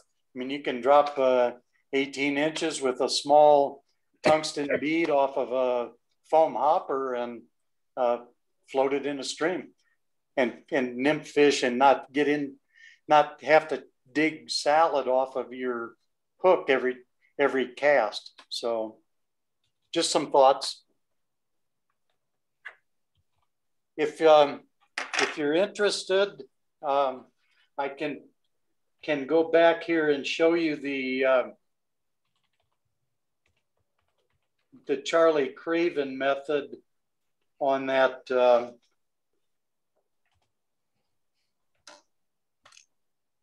humpy. I'll try not to embarrass myself. What I did also, Amy was just talking about thread. Now, I switched over. I was using this uni thread in a red 8/0. This is UTC 70 in a red. And I don't know if, if some of you have tied with different threads, like she said, well, people think I only use one kind. And what are the differences in them? And so I think what I'll try to do is tie with this, this UTC thread. And you can see already when I bring this thread up, you can see how flat it is. And that's what, it's a stranded thread instead of a corded thread. So I'm going to start it at the center, at the 50% point on this hook, trim out the butt. And the thing with these UTC threads, if you spin this clockwise, it became very tight, and you can make nice fine wraps. If you spin the bobbin counterclockwise, you can see it right there. It flattened out again. And so you can actually see that getting flatter. And so if you're trying to tie nymphs and you want a nice smooth nymph body, then use a UTC thread. When you wrap that up, you get this really nice smooth body. There's no lines of corded thread in there. So just a thought for you. And now I'm cording that back up. You can see right next to the hook shank, that flat part's disappearing. So I'm going to wind this thread back to where the hook bends. And real quickly here, grab some of this moose body hair. And there's moose body hair and moose body hair too. This particular patch that I bought, let me show you. I think you can see these are these are not terribly long hairs. The other patch, where did I throw that? Here it is.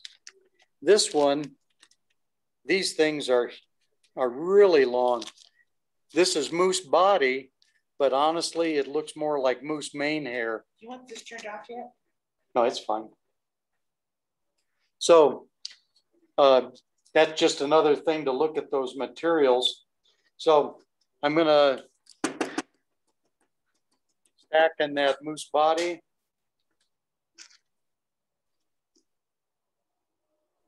Take it out of my stacker.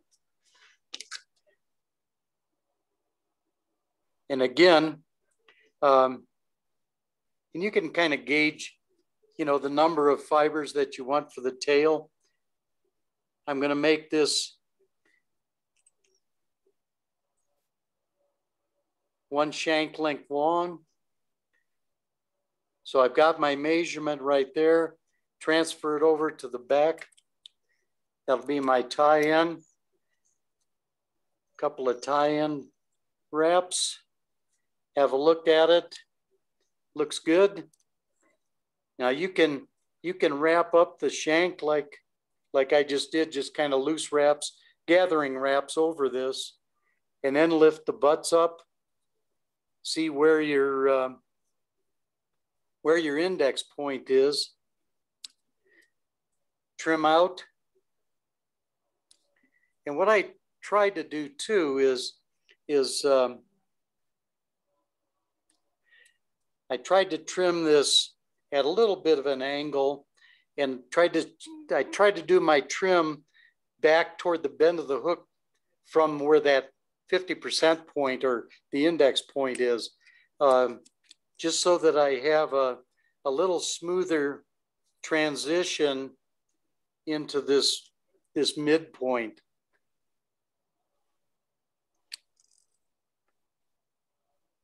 So I'm going to use the yearling elk, this body here.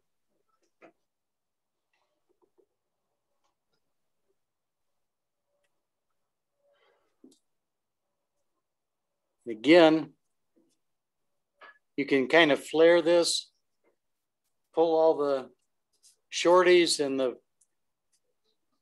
under fur out.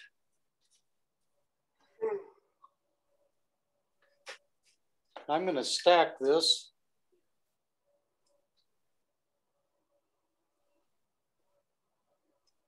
And this stuff is so long, it's sticking way out of my stacker. So I'll stack it a little bit. You can stack in a little bigger stacker and take it out. Now, see, it's all lined up pretty nice, but I still want to have a look at it. And this was that body here from a yearling elk. And you can see the fine little black tips. And that's what you're looking for, is to get those fine little tips that gives that really nice consistency to your fly. So I'm going to trim these butts off a little bit, make it a little more manageable.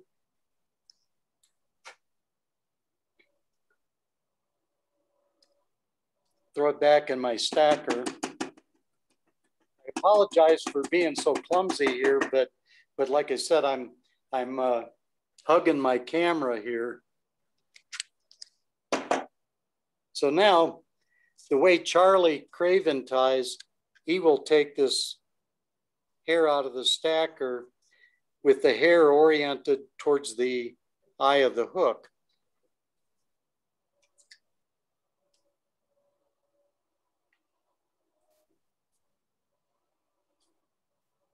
And what he's going to do, oh, I should advance my thread here to behind, and this is important. This is another index point. If you think about what I was doing, this is the 50% point on the hook shank. I'm at the back of the hook eye.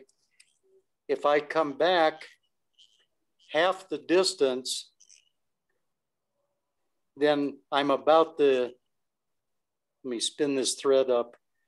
I'm about the 75% point. So that's where I want to tie in that wing material. So I'm measuring the wing. I'm measuring it against the hook shank. So from there to the back of the hook eye, or the tail is a shank length long. Either way, I'm going to make a wrap around it. And I just, these are collecting wraps. I haven't really pulled it tight yet. So now I'm going to pull it towards me. It'll flare, and then I'll start wrapping backwards towards the bend of the hook. So I'm making a little, like a little collar right there, you can see. And that's important because that's where you're going to want to tie that hackle in to make that, you know, a little smoother spot for the hackle to wrap. But herein lies the rub, as they say. If you were to take, I've got plenty of hair here to make really nice full wings, but I've got so much heavy butt hair that if I pull that over, it's enormous.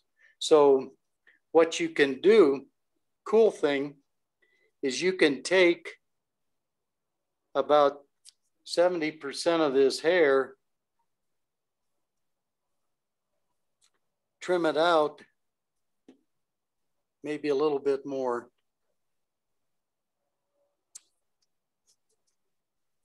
You know, trim that out, get a look at it. Whoop. That's the only trouble with UTC thread. It's a little slick. So if you're not wrapping really tight, your hair can spin. So I've got what looks to me like the correct amount of hair for the hump. So I'm going to wrap back. I'm going to go all the way back to this tie-in point. And I'm not being particularly careful with the wraps. I just want to get the thread back there and make sure there's a little thread showing. So one more nice tight wrap. Now you can't see any thread at that tie-in point. So now I'm going to bring my thread back forward.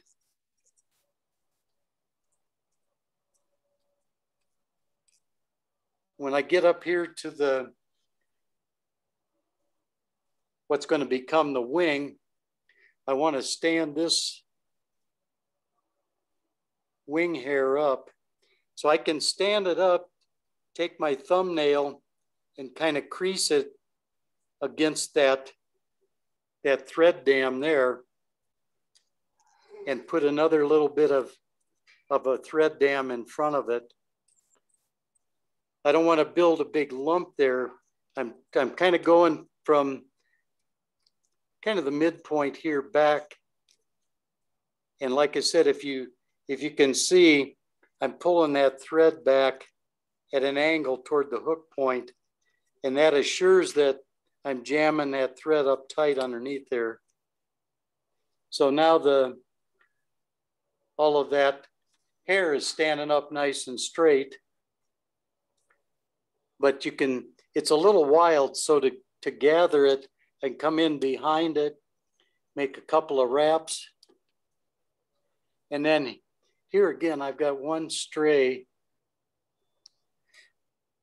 You can divide this wing material, and you can almost feel how much.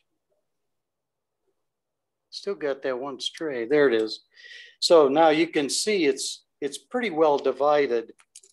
So now I want to do an X wrap.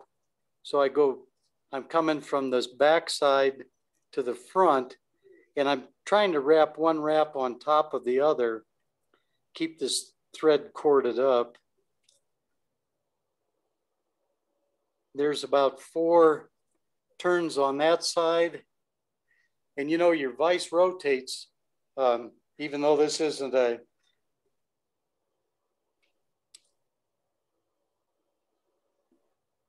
rotate your vise so that you can see your work.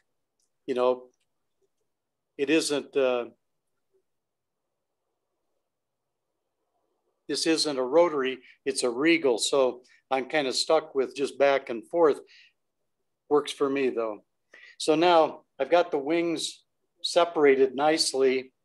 And again, like with the other fly, as I came up and I'm going from the back side to the front, going around the base, and you can hold your bobbin vertically to do this. It's a little wonky, but everybody will come up with their own manner. I've got to keep mine at a little bit of an angle, but reach in, pinch that, got some nice tight wraps. And I don't want to go way up on there. You can see it gathered nice. I don't want to go way up on there because it's not a parachute post. And as soon as I get that last wrap in, I want to come around the hook shank like that to save my work. That way, if I just reached over and start tying this post on this side, this one might all pop off and unravel. So I'm going to come around, and I'm on this side. What did I just do? There. On this side, rather than tilt this wing up, this is the near side, I'm going to leave it kind of pointed down so I can see it and work my thread about 3 or 4 turns right down there at the bottom. And then I'm pulling enough to practically bend that hook, save my work again by a wrap. And now I've got those wings divided into nice little bundles. And you can push those things up. They'll get a little closer together, but you want about a 45-degree angle there. So the way Charlie ties this fly, he does a thread body. You know, you forego that dubbing. And so it takes, and another thing, you're still going to use this index point as the center of that hook shank. So you don't want to build a bunch of thread up behind the wing. What you're trying to do is build this kind of a egg-shaped body. So I'm just going to run my thread back and forth here. You really want to watch that hook point. But build kind of an egg-shaped body. Okay. And if you think about these other ones that we tied, the front of that abdomen part is at the 50% mark. So I want to keep my thread at about that 50% mark. Now I can pull those butt hairs over, and I'm going to pull them right up between the wings. Have a look at everything. You know, this one, actually, I think I need more body.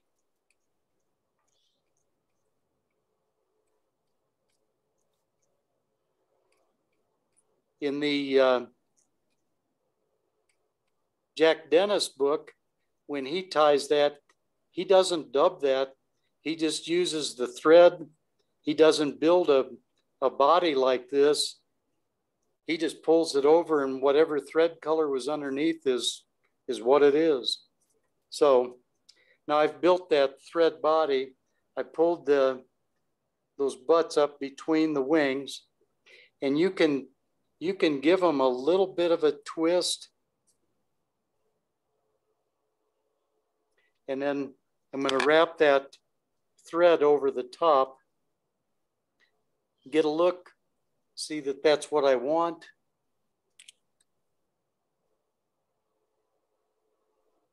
And now I can pull down on that. And that's that over wing or over body, whatever you want to call it. And now all these butts, you can pull those back. And then you want to be really careful here, but pull these back, trim them out.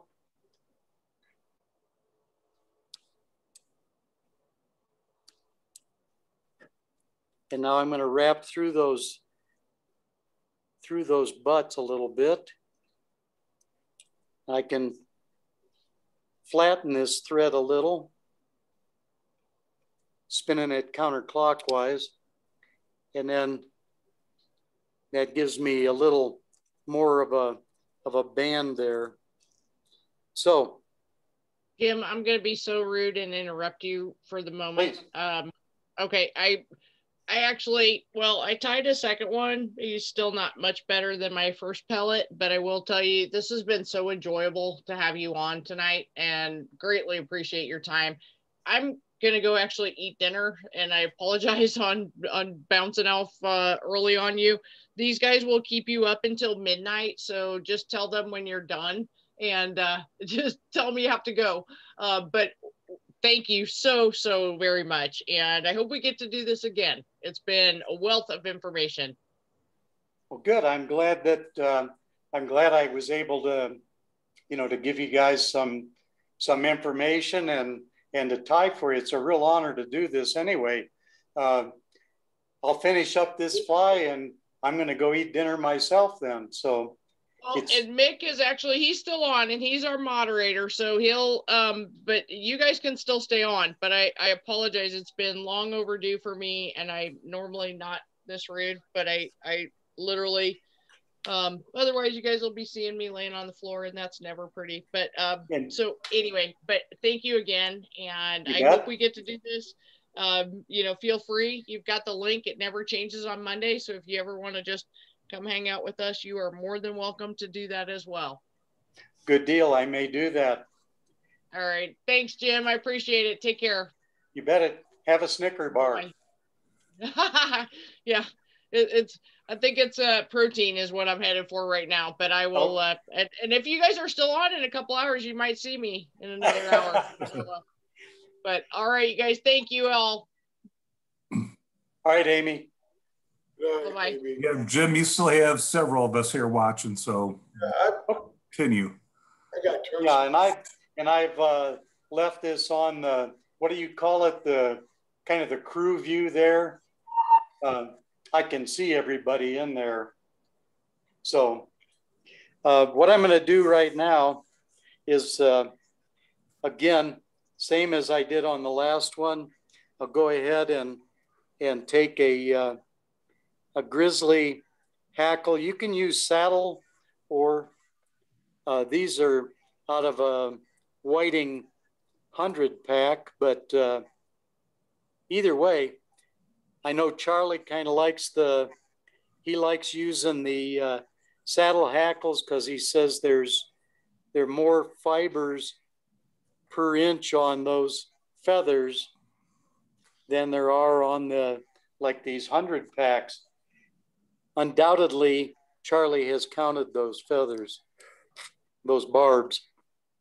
He is just that crazy about this stuff. Okay, so I've stripped back about not quite a quarter of an inch, but I'm gonna tie that in, those tips in. I'm leaving, not quite enough. I'm leaving a little, you know what? Let me strip a little more out of there. There. that's better. I'm going to marry these and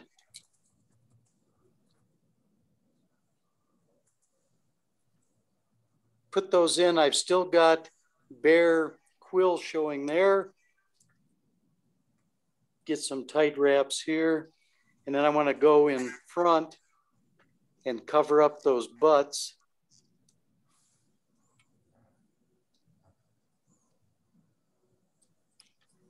You know, the UTC thread is, like I say, it's kind of nice because you can cover up a lot of stuff, but there's other threads like, I think I've got some MFC laying around. The MFC thread is very similar, but I kind of like it almost better. Well, you know, everything has its place. So, all right, I'm going to run my thread back to about a hook eye behind the hook eye. I'm going to take these two hackles together. I'll wrap them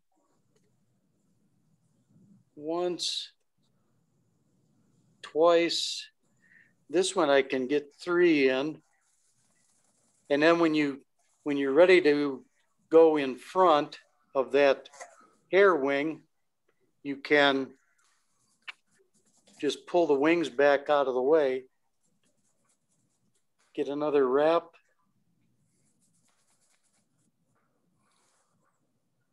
One more wrap. That's about as much as I dare put in there. Get about 3 nice tight wraps. Reach in here. Trim those out.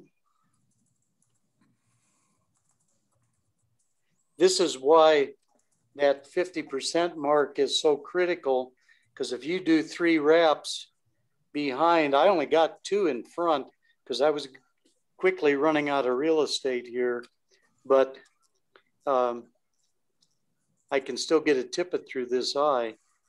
So I'm going to build a little head up here,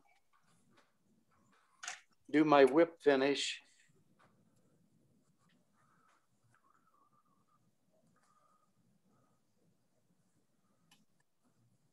Just like that. And I try, when I take my thread off, I try not to reach in and cut it. If you have good scissors, you should be able to hold your thread and just run the jaw of that scissor right across that thread and cut it right out of there. So again, at this point, you know, you can take a little bit of this, if I can find my bodkin, little head cement, put a drop in there. And like I say, it's kind of a happy accident, but when you turn your fly vertically like that, then that lacquer or head cement will go down in and coat the base of those hackle quills. Just makes it a lot more durable. So there you go. That's the Charlie Craven style. Like I say, with his, I think the wings, the hair wing is more distinct. It's a little hard to see with the brown and grizzly hackle mixed together, but let's see, turn it this way. You can see those hair wings a lot better. So when I tied it my way, the way I learned it, you know, I had to forego the wing being full like that, so that I got an overbody that wasn't overpowering the whole rest of the fly. So that's my take on the Humpy. I hope you got something to take away from it. It's like I say, it was a pleasure to do this for you all. Anybody that wants to contact me, if you have that information, please feel free. I'm more than happy to chat with you. I am retired, so typically I'd rather be talking to you than other things that I have to do. I think we're all in your boat. So we're all retired. That's good. Not me, I'm still working. Well, but you know, the thing I found, and I didn't realize a lot of this, but my wife fly fishes also, but we were both working, and she would come in the house and look at me and she'd go, Jim, you need to go fish. And I go, what? She says, you need to go fish. And I go, am I that bad? And she goes, yeah, get out of here. So, you know, the program, the fishing, the fly tying, rod building, boy, what a wonderful thing to fill up some idle hours. And it's hard to think of much of anything else when you're, I mean, I wasn't thinking about changing oil in my car while I was tying this fly. So, you know, it really is, really has tremendous value. So thank you all for being part of that program and for all that you have done and given. So my honor to be with you all and help you out. And I hope I get invited back another time. For sure. Thank you. Thank you, Jim. Okay, Lois, I will see you all later on. Okay, thanks, Jim. Yep. Everybody have a good night.